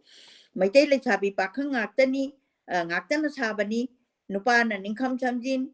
aduga resom puri khamen chatpa nupina kajeng lei resom puri phaneng wei nai ba lu na na sedi lain mathek chatpa ogri hangen chongba khutek satek khongthang manai manipur dagi thoina tade ojanil kantana engonda langna rei nahak pu lem duna leirabro photo ka amata namdrabara aidi photo namaga puninga podo taseng bani aya photo di nam hodare aigi camera do kadai dano ama bera tawramle sileta banugans khena basu photo loba yabani sileka banugans ka khena bado sileta su urakre manipuri jagoi adubu manipuri jagoi oikhide sileta urakwa jagoi do manipuri jagoi asengbo oikhide mayangi matau yamna tamkre miyeng na yang sathek sawong penda bado taseng na phongdoki patmamani da phongdoki ba ise mahoigi jagoi se aikoigi manipurda saribasiga yamna khenare kalagi asoiba adu mayek sengna phongdokpa ngamdrabasu penda ba adu madi khangna khare mandopta sariba jagoi aduna aikoigi pungning sumhatlami maitei isegi sur chanana tanga chanana sabani aikoi maitei jagoi sigi tongan ba ama khutek ama aikoigi yam tapna ingna sabado mitna soidaba yamna ingna tapna saba ado jagoi aduta nate isai adu suni pungning sumaliba saiseklibi kalakar do koirei leiduna thirubani aigi miyeng mandoki kachin koya punamak thungle aidi kalakar dugi isai do yingninga kodo pung thiliba jantra khongliba kalakar amata uba phangdare mahaki sayekti ithak ipom naina tari kre kre kre mo yangen samba chao topaga kambaga kai gayenga aikoi jagoigi kainoda lairaubagi kanamata mitna soikhide yengliba punamak ngahaktang di nungaibagi pak amada punna tawminaki aihaksu kaurure mafam ado manipur nate bangla lebak ni haiba aidi aibo oja masamak se kaw thuure ha marup amana aibu taibangda puraki oja keset ni manipur dagi porakpani keset na sakpani haiba ngasai mi yaudabado adu jagoi asibu manipurgi ojana tambibani jagoi asidi manipurgi ojana tambibani mikup aduda thamoida chap chana phauraki siletki oja brajadhana haikhiba wado aikoi sileta leiriba maitaidi awabagi masakni sibeda pungyebinaba namate amtang sonbinaba kanamata leisilaktre aikoigidi bhanu gansna manipur oiduna leire bhanu gansadi khara mareiri aidi maitegi culture se am yokhatlaga amagi mathangda ama lehongna baina hotnaba adugumba leba kan bhanu gans lamdam sumaina ojana matang asida keno hairiba ani suba manipur bhanu gans haibasida losinjare sidang hatang ai minute second kitang lepjage punamaku koinamjari aduga makhagi chapter amaga aihak ngasi loisalakpasida photo mayam amasu ai utjage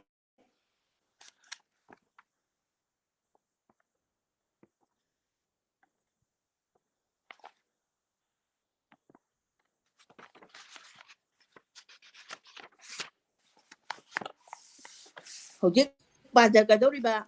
ai miku amtang lepsaraba matungda tara suba chapter da rani bazar maidingu marji masigi matangsi kitang amu hena important oibagum tawi haidana oja ibani khanajaraba matungda simtanga ai lanthokjage minute tangkhai muktang di ai amtang lepsak punamak pu khoiramsari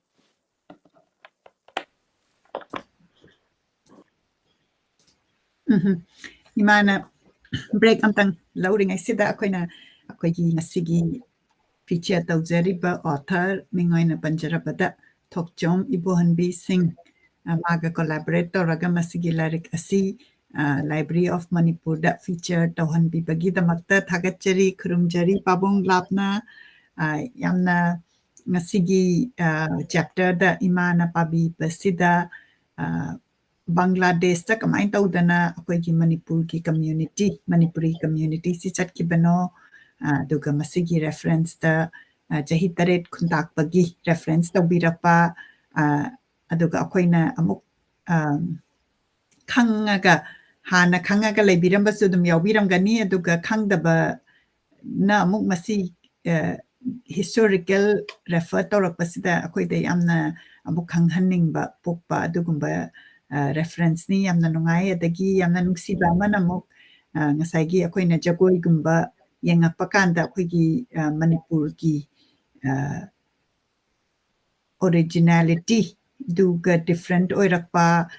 magi akoigi non Manipuri ki influence changba adugumbagi mami tarakanda amuk yamna nungsiba reference amada akoigi ritual tawba kanda adugumba mi Bangladesh da leiraroi kaina haibasi adu pabada yamna nungsiba ama poe haitare ko tabada adu yengbiriba bumna magnasu adomna masigi chapter singsi masida refer tawra ise masida taba sida kari phaupi habadu soidana comment ibirau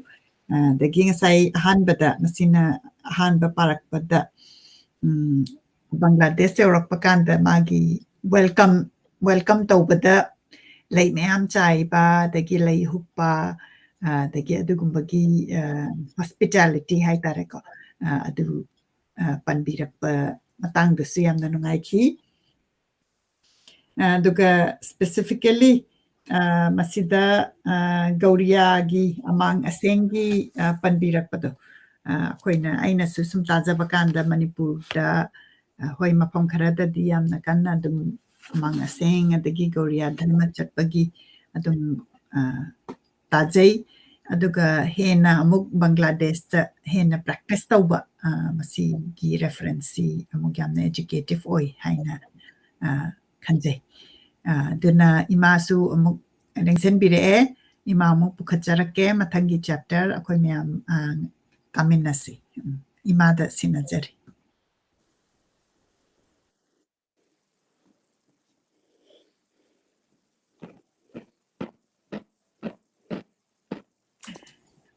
ima mai muthali ima tabi ko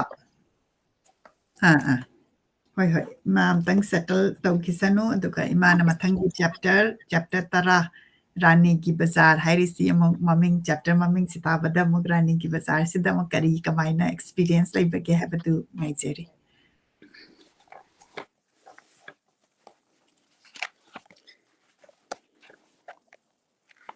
tara suba chapter gi punamaki mafamda ai haujarage Rani Bazaar da Maidingu market ai akoigi Manipur gi Chowjit market Gambhir Singha Narasingha sigi pareng sida lakiba nithaumacha amani adu mahaki maram sida Bhanuga Chandrakiti gi yumdagi silet ki damak khongsa lakpase April ki tang manga lising ama chamapan mawdra tareki nungthil pung mari rom taaba matamdani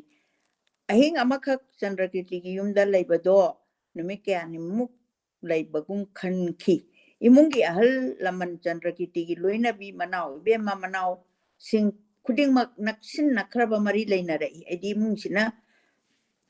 atiti singbu kayagi matik nungsina bonding tawrakke haibaduni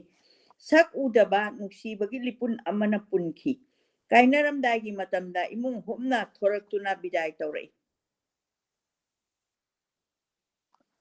Chandrakiti amasung manau bungo ani Hamong Gopal amadi marumapang kayamung na aikoigi suitcase bag na chingba paiduna thindorei sorokta gari leire haiduna labuk phauduna thorei akangba charu khongna pak na sana sandokri thaplap na uba phangi main road Chandrakirti gi yum Adampur Bazaar ga yamna naknarabani nong tarakadaba mali khanna chalingaida sarok yodringaida nusagi maisana khawang labuk mayaida nong makup tare yamna kupna marik tarambadagi khara kain khalai kongi nong ngaibada khawang labukti yamna harau jarabaja adubu langphai chaliba ikhogi mafamdadi mahusha lairimbi na laknarakpagum thokre kadaida nong thukani nong thupam koyeng yengi maike punamak labuki labuk ngaktani yum lakchu phana yamna thapore nahan silet railway station da takiba nongda dun ningsinglai aidi pumso chotuna na duna to laragadra haiduna nusha thirei mahusana nong chotpa eha kaya paknadi nusha sana chuba nongni ikhang khangudana nong hangkhare main road chu phanayamna naksil lakle labuk lan thoklaga sarok maya da school ama leiramle school adugi maming Tetiggaon Rasiduddin Ucha Vidyalaya school adugi oja mayam thoraktuna ekhoibu reception pigadabagi amuk ngaiduna leiramle hana program thanaki banate sansad ki marumapang singna lamjingduna school adugi headmaster Muhammad Abdul Khalik ki ka da sanglami pradhan shikshak oiriba Abdul Khalik maitai pangalni Manipuri phajana ngangi chaurana chahi humpurom tangkhalaklaba miyoini ising puksat amadi thamoi gi laina leibaga dagi masa khara soli khara tapna ngangi wangang naya patan mandopta bang ngarang naya patan mandopta pangthokiba sangsat ki mifamda athoiba tithi oinaba baton gi mingda hapani hakchang amdabada lakpa ngamkhidre aikhoi manipurdagi lakpa singga unaba phangkhidabagi damak hungaitaba phongdorei taramna okpagi thoramatuda ka aduda school gi oja sing kharaga yamna chamna chinbani aikhoi manipurdagi lakpa singga silet ki Padmamani Devi Wangangi maru oiba wafamji Bangladesh ta mising yamdaba kangbu oina leiriba maitai amasung maitai pangal animak nungsi chanana leiminaba Manipuri lon amasung Sanskriti chawkhat hannanaba hotnaminaba amasung Vishnupriya singna Manipuri gi saktam manghannanaba hotnaribasida punna thengnaminabagi wafamni aidi akhoigi culture sibu yamna nungsiba ꯑꯩꯈꯣꯏꯅ ꯉꯥꯡꯂꯤꯕꯁꯤꯡ ꯑꯗꯣ ꯄꯨꯛꯅꯤꯡ ꯆꯪꯅ ꯇꯥꯔꯕ ꯃꯇꯨꯡꯗ ꯑꯔꯣꯏꯕꯗ ꯃꯨꯍꯝꯃꯗ ꯈꯥꯂꯤꯛꯅ ꯇꯦꯟꯅ ꯐꯣꯡꯗꯣꯔꯛꯏ Manipuri culture ꯆꯥꯎꯈꯠꯍꯟꯅꯕ ꯊꯕꯛ ꯊꯧꯔꯝꯁꯤꯡꯗ ꯑꯉꯝꯕ ꯃꯇꯦꯡ ꯄꯥꯡꯖꯒꯅꯤ ꯊꯕꯛ ꯊꯧꯔꯝ ꯀꯌꯥꯗ ꯆꯤꯊꯗꯅ ꯇꯥꯛꯄꯤꯔꯛꯎ ꯁꯣꯏꯗꯅ ꯑꯩꯍꯥꯛꯁꯨ ꯁꯔꯨꯛ ꯌꯥꯖꯒꯅꯤ ꯑꯩꯍꯥꯛꯅ ꯌꯥꯝꯅ ꯍꯥꯏꯅꯤꯡꯕ ꯑꯃꯗꯤ ꯃꯍꯥꯛꯀꯤ ꯚꯥꯁꯟꯗ ꯀꯔꯤꯃꯠꯇ ꯄꯟꯈꯤꯗ꯭ꯔꯦ ꯄꯟꯐꯝ ꯊꯣꯛꯄꯅꯤ ꯀꯔꯤꯒꯤ ꯄꯟꯗ꯭ꯔꯤꯕꯅꯣ ꯇꯁꯦꯡꯅ ꯑꯉꯛꯄ ꯄꯣꯛꯏ ꯑꯩꯍꯥꯛꯅ ꯍꯥꯏꯅꯤꯡꯕꯗꯤ ꯕꯤꯁꯅꯨꯄ꯭ꯔꯤꯌꯥꯒꯤ ꯋꯥꯐꯝ ꯑꯗꯨꯅꯤ ꯑꯩꯈꯣꯏꯅ ꯉꯥꯡꯈ꯭ꯔꯤꯕꯁꯤꯡꯗꯤ ꯃꯔꯨ ꯑꯣꯏꯅ ꯕꯤꯁꯅꯨꯄ꯭ꯔꯤꯌꯥꯒꯤꯅꯤ ꯑꯩꯈꯣꯏꯅ ꯉꯥꯡꯕ ꯇꯥꯔꯒ ꯀꯨꯆꯨ ꯃꯨꯕ ꯃꯅꯥꯇꯣꯟ ꯇꯨꯝꯕ ꯑꯣꯖꯥ ꯑꯅꯤ ꯑꯍꯨꯝꯗꯤ ꯅꯣꯛꯃꯤ ꯇꯧꯕ ꯎꯈꯤ ꯃꯈꯣꯏꯒꯤ ꯃꯌꯥꯡ ꯑꯣꯖꯥ ꯅꯠꯇꯕꯔꯥ ꯑꯩꯈꯣꯏꯅ ꯉꯥꯡꯂꯤꯕ ꯑꯗꯨ ꯃꯈꯣꯏꯅ ꯈꯪꯕ ꯖꯥꯠꯂꯥ ꯔꯤꯁꯦꯞꯁꯟ ꯂꯣꯏꯔꯒ ꯊꯣꯔꯛꯄꯗ ꯍꯃꯣꯡ ꯒꯣꯄꯥꯜꯅ ꯑꯩꯈꯣꯏꯗ ꯍꯥꯏꯔꯛꯏ ꯂꯩꯃꯅꯥꯏ ꯑꯣꯖꯥ ꯌꯥꯝꯅ ꯌꯥꯎꯕꯅꯤ ꯑꯗꯨꯅ ꯑꯣꯖꯥ ꯈꯥꯂꯤꯛꯇꯨ ꯋꯥ ꯉꯥꯡꯕ ꯌꯥꯗꯗꯨꯅ ꯇꯨꯃꯤꯟꯅ ꯂꯩꯕꯅꯤ ꯇꯥꯗ ꯒꯣꯄꯥꯜꯒꯤ ꯋꯥ ꯇꯥꯕꯗ ꯚꯥꯞ ꯈꯪꯇꯥ ꯇꯥꯔꯛꯏ ꯁ꯭ꯀꯨꯜ ꯃꯅꯥꯛ ꯅꯛꯅ ꯕꯤꯁꯅꯨꯄ꯭ꯔꯤꯌꯥꯒꯤ ꯈꯨꯜ ꯀꯌꯥꯁꯨ ꯇꯥꯔꯤꯕꯅꯤ ꯃꯇꯝ ꯑꯃꯗꯗꯤ ꯃꯅꯤꯄꯨꯔꯤꯒ ꯃꯈꯣꯏꯒ ꯂꯨꯍꯣꯡ ꯈꯣꯡꯗꯣꯡꯕ ꯑꯁꯤ ꯑꯅꯥ ꯀꯌꯥ ꯆꯪꯊꯣꯛ ꯆꯪꯁꯤꯟ ꯇꯧꯅꯔꯝꯃꯤ ꯍꯥꯏ ꯑꯗꯨꯕꯨ ꯍꯧꯖꯤꯛꯇꯤ ꯃꯔꯨꯞ ꯃꯄꯥꯡ ꯑꯣꯏꯕꯒꯤ ꯆꯥꯟꯅ ꯆꯤꯟꯅꯅ ꯂꯩꯃꯤꯟꯅꯕꯒꯤ ꯃꯔꯤ ꯄꯨꯝꯅꯃꯛ ꯇꯠꯈꯔꯦ ꯅꯨꯡꯁꯤꯅꯗꯕꯒꯤ ꯃꯩꯒꯤ ꯆꯤꯡ ꯑꯃ ꯄꯣꯛꯈꯥꯏꯒꯗꯕꯒꯤ ꯉꯥꯏꯔꯤ ꯃꯈꯣꯏ ꯃꯅꯤꯄꯨꯔꯤꯁꯤꯡꯗꯒꯤ ꯃꯁꯤꯡ ꯍꯟꯊꯅ ꯂꯩꯕ ꯀꯥꯡꯕꯨꯅꯤ ꯑꯁꯤꯗ ꯑꯩꯈꯣꯏꯅ ꯌꯥꯝꯅ ꯈꯪꯍꯧꯒꯗꯕ ꯑꯩꯈꯣꯏꯅ ꯃꯤꯠꯅ ꯎꯕ ꯄꯥꯎꯗꯝ ꯑꯃ ꯉꯁꯤꯒꯤ ꯑꯣꯖꯥꯒꯤ ꯇ꯭ꯔꯦꯚꯦꯂꯣꯛꯁꯤꯗ ꯑꯩꯈꯣꯏꯅ ꯎꯕ ꯐꯪꯖꯩ ꯇꯥꯗꯪ ꯇꯥꯕ ꯑꯩꯈꯣꯏꯅ ꯑꯗꯨꯒ ꯀꯔꯝꯍꯥꯏꯅ ꯇꯧꯔꯤꯅꯣ ꯍꯥꯏꯗꯤ ꯈꯪꯗꯕꯗꯣ ꯑꯗꯨꯕꯨ ꯃꯈꯣꯏꯒꯤ ꯑꯄꯨꯟꯕꯒꯤ ꯁꯛꯇꯤ ꯌꯥꯝꯅ ꯂꯩ ꯃꯈꯣꯏꯒꯤ ꯀꯥꯡꯂꯨꯞꯀꯤ ꯈꯨꯗꯣꯡꯆꯥꯕ ꯐꯪꯅꯅꯕ ꯍꯣꯠꯅꯕ ꯇꯟꯕ ꯂꯩꯇꯦ ꯇꯟꯕ ꯂꯩꯇꯕꯗꯣ ꯚꯥꯅꯨꯒꯟꯖꯀꯤ ꯃꯥꯙꯣꯄꯨꯔꯒꯤ ꯃꯅꯤꯄꯨꯔꯤ ꯂꯂꯤꯠ ꯀꯂꯥ ꯑꯦꯀꯥꯗꯃꯤ ꯀꯧꯕ ꯑꯦꯀꯥꯗꯃꯤ ꯑꯃ ꯂꯤꯡꯈꯠꯇꯨꯅ ꯁꯔꯀꯥꯔꯗꯒꯤ Dhaka ตากากรวนอมรมพังเครอดีตากาประชาตุนี้อุปจาติกิมิงดับพังบัเชนพัมนี่มณิปุรีไม่ได้เชิงนะอุปจาตินัตเตให้บากีคุดงจาบาเชมาคุยนั่นลบขีบันนี่กรีกุมบาสังสารชีนะเฉลตัลเลยรำลบดีมณิปุรีเชิงนักคุดงจาบาลรมบาชุยายสังสารกายามาสุลิงขลีdi Manipuri Samas Kalyan Samiti Maulubi Bazar Bangladesh Manipuri Vishnupriya Sahitya Parishad Manipuri Rasotsap Sanskritik Parishad Madhopurna Singba se phong puthok tuna thorong ke apang thok tuna makhoi masase Manipuri ni haina saktakli amasung Manipuri singi mayok takan na singnari singnabam chomo mana original si moi ni kaina khai bagi wafam duni tawdi se mafam adudagi khongna laklaga Adampur Raja Bazar da Hamong Gopal gi Manipur ri traditional handloom store dang haktang potha duna phamlaba matung da gari thunglare aikhoi mayam punna gari da Rajni Bazar tamna laklami Adampur Bazar dagi Rajni Bazar phawba se sanglaba kilometer marimuk oiramba yai mafam ado maitai khulak koi na chatuna yengada banate maidingu nongpok wairang pamhiba margin na leramba mafam adu yengba chatka dauribani maitai ningthau margin na awaga lantheng na rabada maraibak Manipur thadok laga lamdam asida sangjafam loduna punsigi aroiba yahip tanki wafam ase ayakti hana khangba nati saitharol kumba badasu awana landara padagi leibak kai Suyud Margit Mayang Lom the Chen ki haibadagi hende. Itihas ki amamba pandu ama ano wa mangala mo urapada nungai baging ang kay laikide maitay ningtaw na layramba mapamado ahan bahek ubada kanahana tu sungloy dage ningtaw ama na layramba mapam ni haibada matikchay yam na chaw krabalam ni biga kontramu chaw balam ni hay may kay kuding magtaw palwapal kaya mo kung na hori laipak amagi ningthaw amana lairambagi asauba phura dalan chanatong puning hurabahi ko laikol amata laiti mayai mamang olam na saba yum ama ani khak lairi aduchu mamangai dagi lairapa amata nate no uwana saba ngaktani yum ama dai khoi taram na okadabagi phagna chingba tha aduna thorang punamak taw ramle Marjit Maharaj gi masu ibungo ani Rajkumar Kritijit amasung manisna yauna lamdam adugi ahlaman naharol kaya sulairami sanakwa anina sahi butararong gileng oigani maitai ningthau na matau karam na mafam asida yaurakiba kamdau na mafam asida laikiba itihas ki kauna kharba wari singbul kaya masu ibungo singna lirai khanglam daba kaya khanglai Marjit Maharaj kasarom dagi sileta laki Sile na mayang marakta laiban nungarakta duna lairingayda no mamangda Mangalpur kauba lamdamda laiba Rajni Bazar da chalu hai na mangda phaurami pukri amasu mangda uki hai mang phaura padagi ningthau na sile thadok tuna Rajni Bazar da laki ahan badadi lamdam masemi taramde narak mongsong oina lairami hai Maharaj na laglaba matamda yum thangabat mandi na chingba changbat sagatuna ningthau ama Laibagi hongnaba phajaba mafam ama oihanki lamdam asi khunda laitakhiba maidingu marji ki charol surol gi wari su lirai ojanil kanta di phamba yamna kalli wari tabada natan hangba su kalli karigumba maruoiba wafam yaurabadi aingonda isillu haire wari taba ngakta na penkhide akoiba mafam adu koina chatuna yenninglaki aduna mafam adudagi marumapang kharaga loina na thoraklami sanakha singna lairiba maitai yumjau oina tauba adugi mamang maktada phura ama lairi pik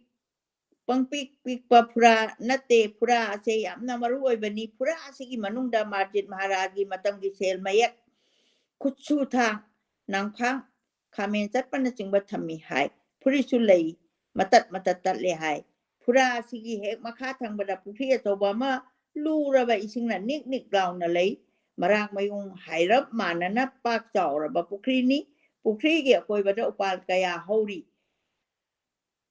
marup amana hairei pukri asi hek yengbada karino ma phaudra pukri asini Maharaj mamangda uki haibado kui khraba pukri ni ꯀꯨꯏꯔꯕ ꯄꯨꯈ꯭ꯔꯤꯅꯤ ꯏꯁꯤꯡ ꯑꯁꯤꯁꯨ ꯀꯌꯥꯗ ꯂꯨꯈ꯭ꯔꯕꯅꯣ ꯀꯥꯎꯅꯈ꯭ꯔꯕ ꯏꯇꯤꯍꯥꯁꯀꯤ ꯋꯥꯔꯤ ꯑꯃ ꯄꯨꯈ꯭ꯔꯤ ꯑꯁꯤꯅ ꯑꯩꯈꯣꯏꯗ ꯂꯤꯔꯤ ꯀꯦꯃꯦꯔꯥ ꯄꯨꯊꯣꯛꯇꯨꯅ ꯐꯣꯇꯣ ꯑꯃ ꯑꯅꯤ ꯅꯝꯂꯦ ꯊꯥꯡꯒꯕꯥꯠ ꯌꯦꯡꯂꯨꯁꯦ ꯍꯥꯏꯗꯨꯅ ꯃꯅꯤꯡꯂꯣꯝꯗ ꯑꯃꯨꯛ ꯆꯠꯂꯝꯃꯤ ꯃꯅꯤꯡ ꯃꯃꯥꯡ ꯑꯋꯥꯡ ꯊꯥꯡꯒꯕꯥꯠꯅ ꯏꯀꯣꯏ ꯀꯣꯏꯁꯤꯟꯗꯨꯅ ꯂꯩꯕꯅꯤ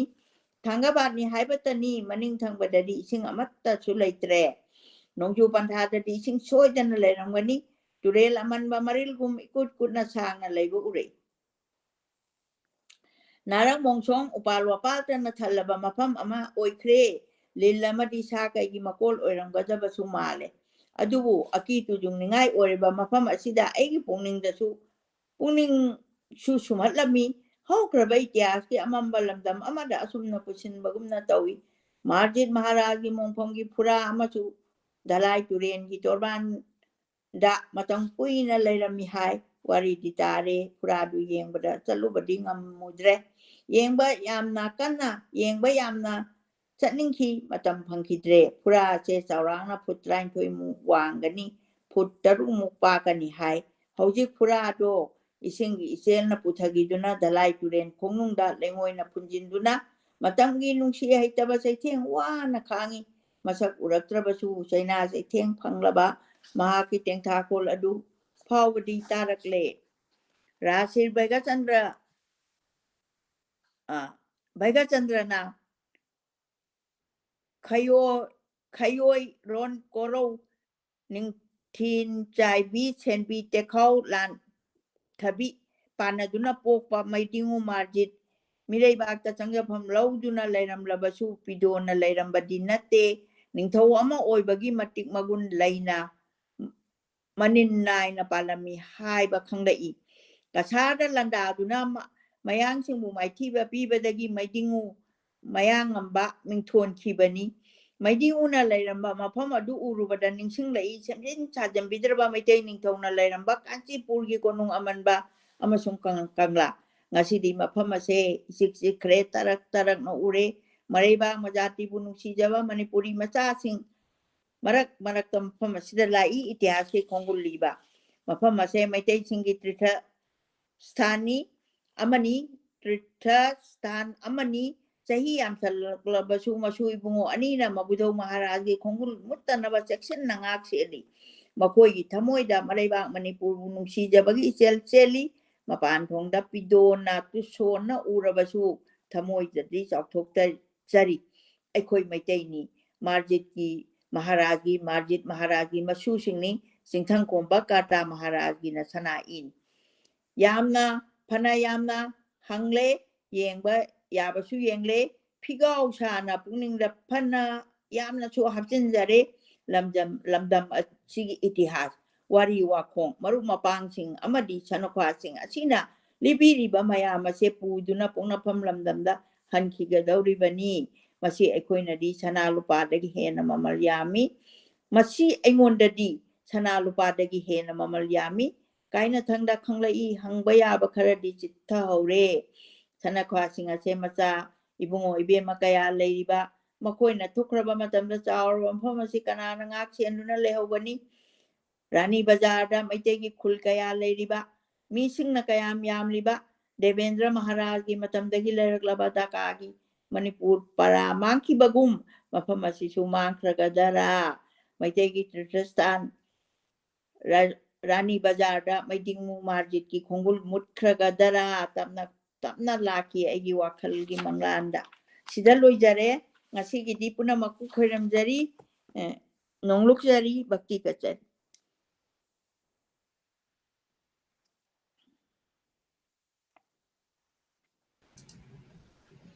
ꯑꯩꯈꯣꯏꯅ ꯉꯁꯤꯒꯤ ꯂꯥꯏꯔꯤꯛ ꯑꯁꯤ ꯗ ꯆꯦꯞꯇꯔ ꯃꯌꯥꯝ ꯄꯥꯕꯤꯔꯀꯥꯟꯗ ꯏꯃꯥꯅ ꯑꯩꯈꯣꯏꯅ ꯈꯪꯗꯕ ꯅꯣꯂꯦꯖ ꯃꯌꯥꯝ ꯁꯦꯌꯔ ꯇꯧꯕꯤꯕꯒꯤꯗꯃꯛꯇ ꯊꯥꯒꯠꯆꯔꯤ ꯑꯗꯨꯒ ꯑꯩꯈꯣꯏꯒꯤ ꯑꯣꯊꯔ ꯃꯤꯡ ꯑꯣꯏꯅ ꯄꯟꯖꯔꯕꯗ ꯗꯣꯛꯇꯔ ꯊꯣꯛꯆꯣꯝ ꯏꯕꯣꯍꯟꯕꯤ ꯁꯤꯡ 2021ꯒꯤ ꯁꯥꯍꯤꯇ꯭ꯌ ꯑꯦꯀꯥꯗꯃꯤ ꯑꯦꯋꯥꯔꯗ ꯐꯪꯕꯤꯈꯤꯕ ꯑꯗꯨꯒꯨꯝꯂꯕ ꯑꯩꯈꯣꯏꯒꯤ ꯑꯣꯊꯔꯁꯤꯅ ꯑꯩꯈꯣꯏꯒꯤ ꯀꯣꯂꯥꯕꯣꯔꯦꯠ ꯇꯧꯃꯤꯟꯅꯔꯀꯥꯟꯗ ꯂꯥꯏꯔꯤꯛ ꯑꯁꯤ ꯆꯦꯞꯇꯔ ꯈꯔ ꯄꯥꯕꯒꯤ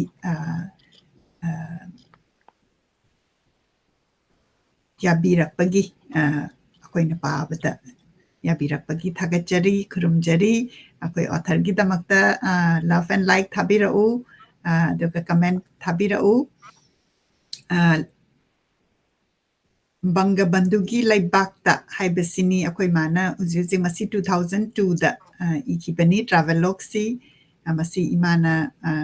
ꯆꯦꯞꯇꯔ ꯈꯔ ꯈꯟꯒꯠꯂꯒ ꯄꯥꯕꯤꯈ꯭ꯔꯦ ꯑꯗꯨꯒ ꯑꯇꯩ ꯂꯥꯏꯔꯤꯛꯁꯨ ꯃꯌꯥꯝꯅ ꯌꯦꯡꯈꯠꯄꯤꯕꯗ ꯃꯤꯡ ꯈꯤꯇꯪ ꯄꯥꯊꯣꯛꯆꯒꯦ ꯑꯉꯟꯕ ꯃꯇꯝꯒꯤ ꯃꯅꯤꯄꯨꯔꯤ ꯁꯥꯍꯤꯇ꯭ꯌꯗ ꯏꯃꯦꯖꯔꯤ ꯍꯥꯏꯔꯤꯕꯁꯤ 1997ꯗ ꯐꯣꯡꯈꯤꯕꯅꯤ ꯁꯒꯣꯜ ꯒꯥꯔꯤ ꯊꯧꯕ ꯒꯨꯂꯥꯝ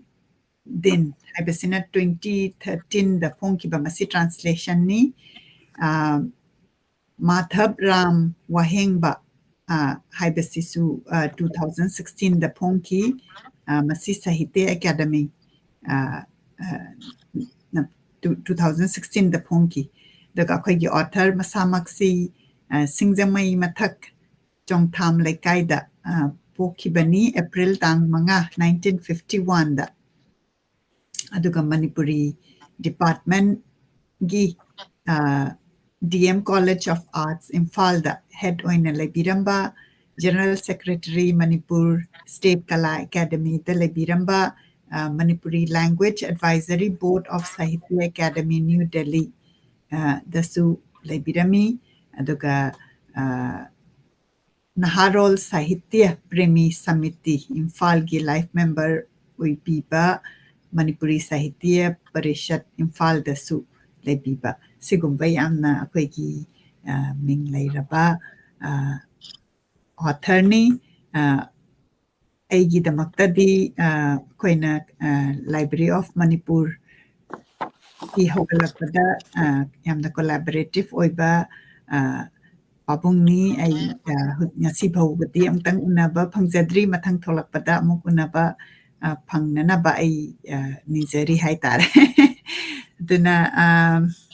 ꯏꯃꯥꯅ ꯑꯦꯅꯤ ꯑꯦꯗꯤꯁꯅꯦꯜ ꯁꯄ꯭ꯂꯤꯃꯦꯟꯠ ꯍꯥꯞꯄꯤꯅꯤꯡꯕ ꯂꯩꯕꯤꯔꯤꯕ꯭ꯔꯥ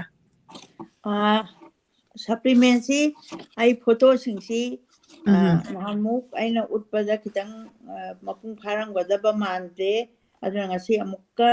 ꯙꯥꯀꯥꯒꯤ ꯍꯣꯇꯦꯜꯗ ꯏꯁꯥ ꯈꯥꯟ ꯃꯃꯥꯡ ꯑꯣꯏꯗꯒꯤ ꯑꯗꯨꯒ ꯏꯁꯇꯤꯌꯥꯛ ꯑꯂꯝ ꯅꯤꯜꯕꯤ ꯁꯥꯁꯇ꯭ꯔꯤ ꯅꯤꯜꯀꯥꯟꯇ ꯑꯏꯕ ꯑꯦ.ꯀꯦ. ꯁꯦꯔꯥꯝ ꯍꯃꯣꯝ ꯄ꯭ꯔꯃꯣꯗ ꯑꯃꯁꯨꯡ ꯂꯂꯤꯠ ꯃꯅꯤꯡ ꯑꯁꯨꯃꯥꯏꯅ ꯑꯩꯈꯣꯏꯅ ꯐꯣꯇꯣꯁꯦ ꯌꯥꯝ ꯅꯨꯡꯁꯤꯕ ꯐꯣꯇꯣꯁꯤ ꯁꯤꯗ ꯑꯣꯖꯥꯒꯤ ꯂꯥꯏꯔꯤꯛꯁꯤꯗ ꯀꯂꯔꯅꯤ ꯀꯂꯔ ꯐꯣꯇꯣꯁꯤ ꯌꯥꯎꯕꯤꯔꯛꯏ ꯁꯤ ꯑꯩ ꯃꯌꯥꯝꯗ ꯑꯝꯇ ꯎꯠꯆꯒꯦ ꯁꯤꯒꯤ ꯐꯣꯇꯣꯁꯤ ꯍꯧꯖꯤꯛ ꯑꯣꯖꯥ ꯅꯤꯜꯀꯥꯟꯇ ꯂꯩꯈꯤꯗ꯭ꯔꯦ ꯑꯗꯨꯒ ꯁꯨꯃꯥꯏꯅ ꯇꯧꯗꯅ ꯑꯩꯈꯣꯏꯒꯤ ꯉꯁꯤꯗꯤ ꯑꯍꯤꯡꯕꯗꯧꯅ ꯑꯩꯈꯣꯏꯗ ꯎꯍꯜꯂꯤꯁꯦ ꯑꯣꯖꯥꯒꯤ ꯑꯁꯤꯒꯨꯝꯂꯕ ꯌꯥꯝꯅ ꯀꯨꯞꯁꯟꯅ ꯂꯧꯕꯤꯕ ꯑꯗꯒꯤ ꯚꯥꯅꯨ ꯕꯤꯜꯗ ꯖꯅꯅꯦꯇꯥ ꯍꯤꯖꯝ ꯏꯔꯥꯕꯣꯛꯀꯤ ꯅꯤꯡꯁꯤꯡ ꯐꯨꯔꯥ ꯖꯇ꯭ꯔꯥ ꯑꯃꯁꯨ ꯍꯨꯜꯂꯝꯃꯤ ꯊꯧꯔꯝꯗ ꯑꯏꯕ ꯑꯣꯖꯥ ꯏꯕꯣꯟꯕꯤꯅ ꯑꯗ ꯚꯥꯅꯨ ꯕꯤꯜꯗ ꯖꯅꯅꯦꯇꯥ ꯍꯤꯖꯝ ꯏꯔꯥꯕꯣꯛꯀꯤ ꯅꯤꯡꯁꯤꯡ ꯐꯨꯔꯥ ꯖꯇ꯭ꯔꯥ ꯍꯨꯟꯕꯒꯤ ꯊꯧꯔꯝꯁꯦ ꯁꯤꯃꯁꯨ ꯌꯥꯝ ꯐꯖꯅ ꯐꯣꯇꯣꯁꯤ ꯑꯩ ꯎꯏ ꯏꯃꯥ ꯁꯨꯃꯥꯏꯅ ꯑꯣꯖꯥꯅ ꯃꯃꯜ ꯌꯥꯝꯃꯕ ꯐꯣꯇꯣꯁꯤꯡꯁꯤ ꯑꯃꯨꯛ ꯍꯟꯅ ꯂꯥꯛꯑꯔꯣꯏꯗꯕ ꯄꯨꯟꯁꯤꯗ ꯑꯣꯖꯥ ꯅꯤꯜꯀꯥꯟꯇꯁꯦ ꯑꯍꯤꯡꯕꯗꯧꯅ ꯑꯩꯈꯣꯏꯅ ꯎꯔꯤꯕ ꯑꯗꯨꯕꯨ ꯀꯕꯤꯗꯤ ꯁꯤꯕ ꯅꯥꯏꯗꯦ ꯍꯥꯏ ꯑꯗꯒꯤ ꯁꯤꯗ ꯂꯩꯔꯤꯕ ꯐꯣꯇꯣꯁꯤꯡꯁꯦ ꯁꯤꯕꯒꯟꯖ ꯃꯅꯤꯄꯨꯔ ꯃꯍꯤꯂꯥ ꯁꯃꯤꯇꯤꯅ ꯇꯔꯥꯝꯅ ꯑꯣꯛꯄꯒꯁꯦ ꯌꯥꯝ ꯐꯖꯅ ꯁꯤꯗ ꯎꯠꯂꯤ ꯁꯤꯂꯦꯠꯀꯤ MC ꯀꯣꯂꯦꯖꯒꯤ ꯃꯃꯥꯡꯗ ꯄद्ꯃꯥꯃꯅꯤ ꯁꯤꯁꯨ ꯂꯩꯈꯤꯗ꯭ꯔꯕ ꯑꯣꯏꯔꯝꯒꯅꯤ ꯂꯩꯈꯤꯗ꯭ꯔꯕꯅꯤ ꯃꯖꯥ ꯏꯕꯨꯡꯉꯣ ꯑꯃꯁꯨꯡ ꯑꯅꯤꯜ ꯀꯤꯁꯟ ꯁꯤꯡꯍꯒ ꯂꯣꯏꯅꯅ ꯃꯖꯥ ꯏꯕꯨꯡꯉꯣꯁꯤꯅ ꯄद्ꯃꯥꯃꯅꯤꯒꯤ ꯏꯕꯤꯔꯝꯕꯁꯤꯡꯁꯦ ꯐꯣꯡꯈꯤꯕꯅꯤ ꯑꯁꯤ ꯑꯩꯒꯤ ꯏꯄ꯭ꯋꯥ ꯏꯕꯨꯡꯉꯣ A.K. ꯁꯦꯔꯥꯝꯅ ꯍꯥꯏꯕꯤꯔꯛꯄꯗꯒꯤ ꯑꯩ ꯈꯪꯖꯕꯅꯤ ꯑꯗꯨ ꯁꯤꯒꯤ ꯐꯣꯇꯣꯁꯤꯃꯁꯨ ꯑꯩ ꯎꯠꯆꯒꯦ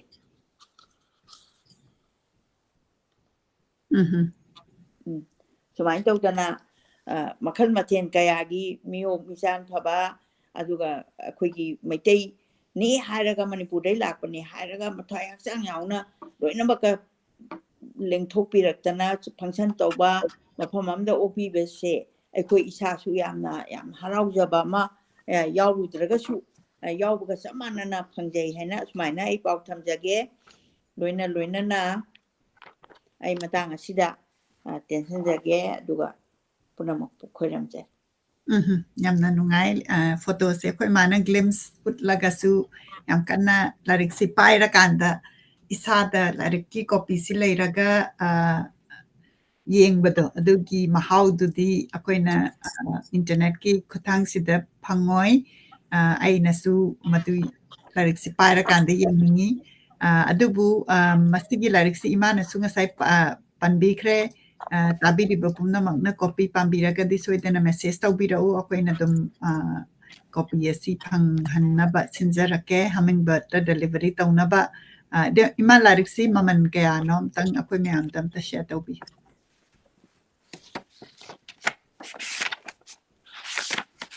ꯑꯩ ꯍꯥꯏꯖꯔꯛꯀꯦ ꯃꯃꯜꯁꯤ ꯑꯣꯖꯥꯁꯤ ꯍꯧꯖꯤꯛꯇꯤ ꯂꯥꯏꯔꯤꯛ ꯑꯃꯗ ꯂꯨꯄꯥ 200ꯗꯒꯤ ꯇꯥꯗ꯭ꯔꯕꯅꯤ ꯑꯗꯣ 150 ꯑꯗꯩ 200 150 ꯑꯗꯣ ꯍꯧꯖꯤꯛ ꯑꯣꯖꯥꯒꯤ ꯂꯥꯏꯔꯤꯛꯁꯦ ꯂꯨꯄꯥ 150 ꯍꯥꯏꯅ ꯁꯤꯗ ꯊꯥꯕꯤꯔꯛꯀꯦ ꯑꯣꯀꯦ ꯑꯗꯨꯅ ꯂꯥꯏꯔꯤꯛꯁꯤ ꯑꯩꯈꯣꯏꯅ 150 ꯍꯥꯏꯕꯁꯤ ꯍꯧꯖꯤꯛꯀꯤ ꯃꯇꯝꯗ ꯌꯥꯝꯅ ꯀꯩꯅꯣꯅꯤ ꯀꯩ ꯍꯥꯏꯇꯥꯔꯦ ꯌꯥꯝꯅ ꯌꯥꯝꯗ꯭ꯔꯕ ꯃꯃꯜꯅꯤ ꯑꯗꯨꯅ ꯄꯥꯕꯨꯡꯅ ꯇꯧꯕꯤꯔꯛꯏꯁꯤ ꯑꯩꯈꯣꯏ ꯃꯌꯥꯝꯗ ꯅꯣꯂꯦꯖꯁꯤ ꯄꯤꯅꯅꯕꯒꯤ ꯑꯣꯏꯅ ꯐꯣꯀꯁ ꯇꯧꯕ ꯔꯣꯝꯗ ꯆꯠꯄꯅꯤ ꯑꯗꯨꯅ ꯌꯦꯡꯕꯤꯔꯤꯕ ꯄꯨꯝꯅꯃꯛꯅ ꯃꯁꯤ ꯁꯣꯏꯗꯅ ꯑꯣꯔꯗꯔ ꯇꯧꯕꯤꯔꯛꯎ ꯑꯩꯈꯣꯏ ꯅꯦꯅꯦ ꯖꯃꯨꯅꯥꯒꯤ ꯑꯣꯔꯗꯔ ꯂꯥꯛꯑꯦ ꯂꯥꯏꯔꯤꯛꯁꯤ ꯐꯪꯅꯤꯡꯉꯤ ꯍꯥꯏꯅ ꯑꯗꯨꯅ ꯅꯦꯅꯦ ꯖꯃꯨꯅꯥꯁꯤ ꯑꯩꯈꯣꯏꯒꯤ ꯂꯥꯏꯕ꯭ꯔꯦꯔꯤ ꯑꯣꯐ ꯃꯅꯤꯄꯨꯔꯒꯤ ꯀꯃꯤꯇꯤ ꯃꯦꯝꯕꯔ ꯌꯥꯝꯅ ꯁꯨ ꯑꯣꯏꯕꯤꯔꯤꯕ ꯑꯗꯨꯒ ꯌꯥꯝꯅ ꯑꯦꯚꯤꯠ ꯔꯤꯗꯔ ꯍꯥꯏꯇꯥꯔꯦꯀꯣ ꯃꯅꯤꯄꯨꯔꯒꯤ ꯂꯥꯏꯔꯤꯛꯁꯤꯡꯁꯤ ꯌꯥꯝꯅ ꯄꯥꯕ ꯁꯤ ꯅꯦꯅꯦꯗ ꯎꯖꯩ ꯁꯨꯃꯥꯏꯅ ꯇꯧꯗꯅ ꯉꯁꯤꯒꯤ ꯄ꯭ꯔꯣꯒ꯭ꯔꯥꯝ ꯑꯁꯤ ꯂꯣꯏꯁꯤꯟꯖꯔꯒꯦ ꯑꯩꯈꯣꯏꯒꯤ ꯑꯣꯔꯗꯔ ꯂꯥꯏꯔꯤꯛ ꯑꯣꯔꯗꯔ ꯁꯣꯏꯗꯅ ꯇꯧꯕꯤꯔꯛꯎ ꯑꯗꯨꯒ ꯏꯃꯥꯅ ꯑꯇꯩ ꯁꯄ꯭ꯂꯤꯃꯦꯟ ꯌꯥꯎꯗ꯭ꯔꯒꯗꯤ ꯀꯃꯦꯟꯁꯤꯡꯁꯤ ꯑꯩ ꯍꯥꯏꯐꯦꯠ ꯄꯥꯔꯀꯥꯟꯗ ꯑꯩꯈꯣꯏꯒꯤ ꯄ꯭ꯔꯣꯒ꯭ꯔꯥꯝꯁꯤ ꯂꯣꯏꯁꯤꯟꯅꯕ ꯁꯤꯟꯖꯔꯛꯑꯒꯦ ꯑꯩꯅ ꯀꯩꯅꯣꯁꯤ ꯑꯩꯈꯣꯏꯒꯤ ꯀꯃꯦꯟ ꯄꯥꯗ꯭ꯔꯤꯉꯩꯗ ꯑꯩꯅ ꯁꯄ꯭ꯂꯤꯃꯦꯟ ꯈꯤꯇꯪ ꯑꯃ ꯇꯧꯅꯤꯡꯕ ꯑꯃ ꯈꯨꯗꯛꯇ ꯐꯥꯎꯔꯛꯑꯦ ꯀꯔꯤꯅꯣꯅ ꯍꯥꯏꯕꯗ ꯍꯧꯖꯤꯛꯀꯤ ꯕꯤꯁꯅꯨ ꯄ꯭ꯔꯤꯌꯥꯒꯤ ꯋꯥꯔꯤꯗꯣ ꯑꯣꯖꯥꯒꯤꯗꯣ ꯆꯦꯞꯇꯔꯁꯤ ꯈꯔꯒ ꯁꯥꯡꯗꯣꯛꯅ ꯏꯍꯟꯅꯤꯡꯉꯝꯃꯤ ꯑꯩ ꯋꯥꯈꯜꯗ ꯃꯔꯝꯗꯤ ꯑꯩꯅ ꯊꯦꯡꯅꯖꯈꯤꯕ ꯑꯃ ꯂꯩꯕ ꯑꯗꯨꯒꯤ ꯄꯥꯎꯗꯝꯁꯦ ꯄꯤꯖꯒꯦ ꯇꯧꯖꯕꯅꯤ ꯑꯩꯅ ꯕꯣꯝꯕꯦꯗ ꯏꯆꯥꯅꯨꯄꯥꯒꯤꯗ ꯆꯠꯄ ꯃꯇꯝꯗ ꯑꯩꯁꯦ ꯀꯜꯆꯔꯒꯤ ꯀꯔꯤ ꯀꯔꯥꯁꯤ ꯌꯥꯝꯅ ꯌꯦꯡꯕ ꯄꯥꯝꯕ ꯐꯪꯕꯗꯤ ꯀꯌꯥꯗꯤ ꯏꯟꯗꯤꯄꯦꯟꯗꯦꯟꯂꯤꯗꯤ ꯐꯪꯉꯛꯇꯕꯅꯤ ꯑꯩꯁꯦ ꯇꯁꯦꯡꯅꯃꯛ ꯌꯥꯝꯗꯤ ꯄꯥꯝꯖꯕ ꯆꯥꯟꯁ ꯐꯪꯉꯗꯤ ꯑꯩꯁꯦ ꯃꯥꯡꯍꯟꯗꯕ ꯆꯥꯟꯁ ꯐꯪꯗꯕ ꯑꯗꯨꯅ ꯑꯩꯅ ꯃꯨꯝꯕꯥꯏꯗ ꯍꯦꯛ ꯆꯠꯄ ꯀꯥꯟꯁꯤꯗ ꯑꯩ ꯏꯆꯥꯅꯨꯄꯥꯅ ꯍꯪꯉꯦ ꯏꯃꯥ ꯅꯪ ꯀꯜꯆꯔꯦꯜ ꯃꯅꯤꯄꯨꯔꯒꯤ ꯃꯅꯤꯄꯨꯔꯤ ꯀꯜꯆꯔꯒꯤ ꯑꯃ ꯇꯧꯗꯣꯔꯤ ꯑꯣꯄꯟ ꯏꯌꯥꯔ ꯊꯤꯌꯦꯇꯔ ꯑꯣꯏꯅ ꯇꯧꯏ ꯑꯗꯨ ꯃꯐꯝꯒꯗꯤ ꯑꯩ ꯀꯥꯎꯖꯔꯦ ꯑꯗꯨ ꯀꯥꯟꯅꯗ꯭ꯔꯦ ꯑꯗꯨ ꯑꯩꯒꯤ ꯃꯤꯠꯅ ꯎꯕ ꯄꯥꯎꯗꯝꯗꯨꯗꯅꯦ ꯑꯩꯅ ꯇꯝꯖꯅꯤꯡꯉꯤꯁꯦ ꯃꯇꯝꯗꯨꯗ ꯑꯩꯈꯣꯏꯕꯨ ꯇꯝꯕꯤꯔꯛꯄ ꯑꯣꯖꯥ ꯁꯅꯥꯇꯣꯝꯕ RK ꯑꯣꯖꯥ ꯁꯅꯥꯇꯣꯝꯕꯁꯦ TGꯗ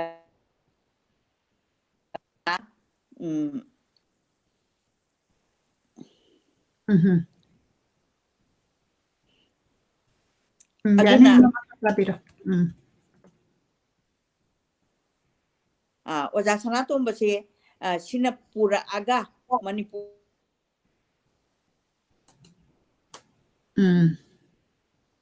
ꯑꯩꯈꯣꯏ ꯃꯥꯒꯤꯁꯦ ꯃꯔꯛ ꯃꯔꯛꯇ ꯃꯨꯠꯂꯤꯁꯦ ꯐꯣꯟꯁꯤꯗ ꯑꯃꯨꯛ ꯐꯣꯟ ꯂꯥꯛꯄꯒꯤꯅꯦꯅ ꯑꯗꯨꯃꯥꯏꯅ ꯍꯥꯏ ꯑꯃꯨꯛ ꯉꯥꯏꯃꯤꯟꯅꯁꯤ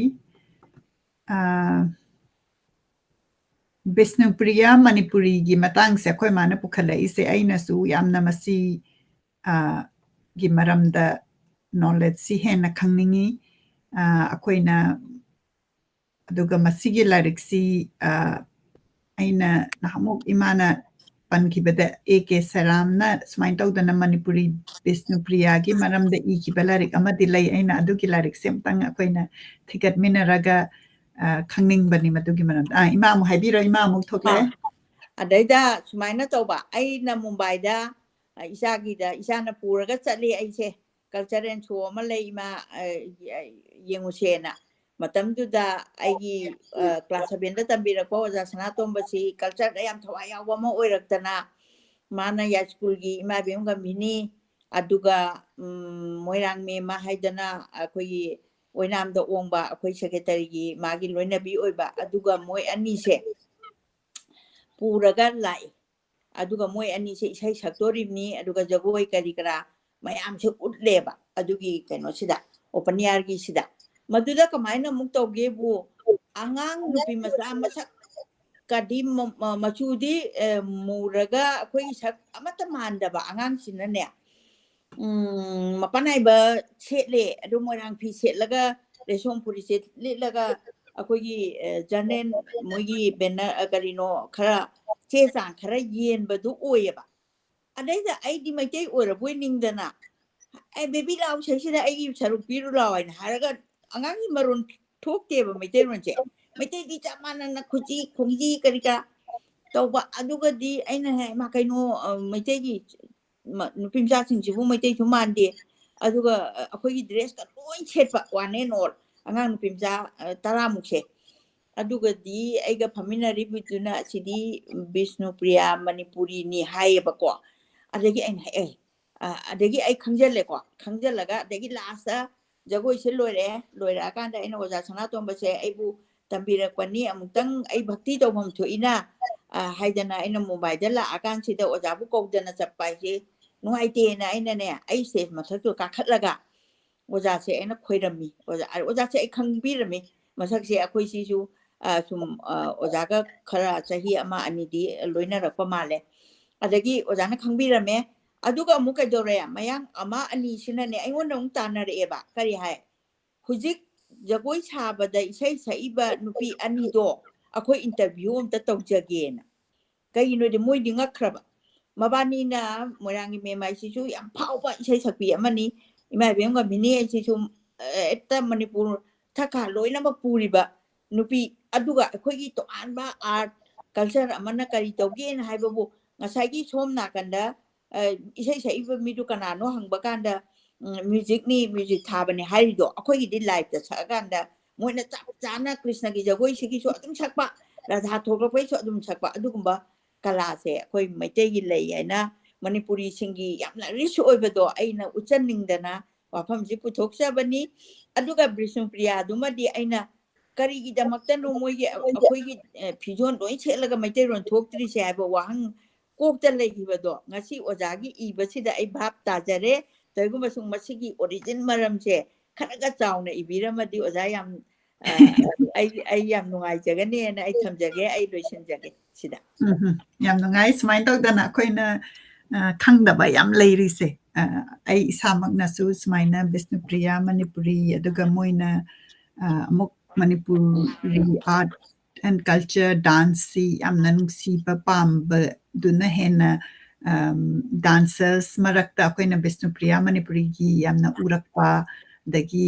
ꯁꯤꯒꯨꯝꯕꯒꯤꯁꯤ ꯅꯣꯂꯦꯖꯁꯤ ꯍꯦꯟꯅ ꯈꯪꯅꯅꯕꯁꯨ ꯏꯃꯥꯅ ꯑꯗꯨꯝ ꯄꯨꯈꯠꯄꯤꯔꯛꯎ ꯂꯧꯈꯠꯄꯤꯔꯛꯎ ꯃꯊꯪ ꯇꯥꯔꯛꯄꯗ ꯑꯩꯈꯣꯏꯒꯤ ꯅꯣꯂꯦꯖꯁꯤꯗ ꯄꯥꯁꯇ ꯀꯃꯥꯏꯅ ꯇꯧꯈꯤꯕꯗꯨꯅ ꯃꯥꯏꯒ꯭ꯔꯦꯠ ꯇꯧꯔꯀꯥꯟꯗ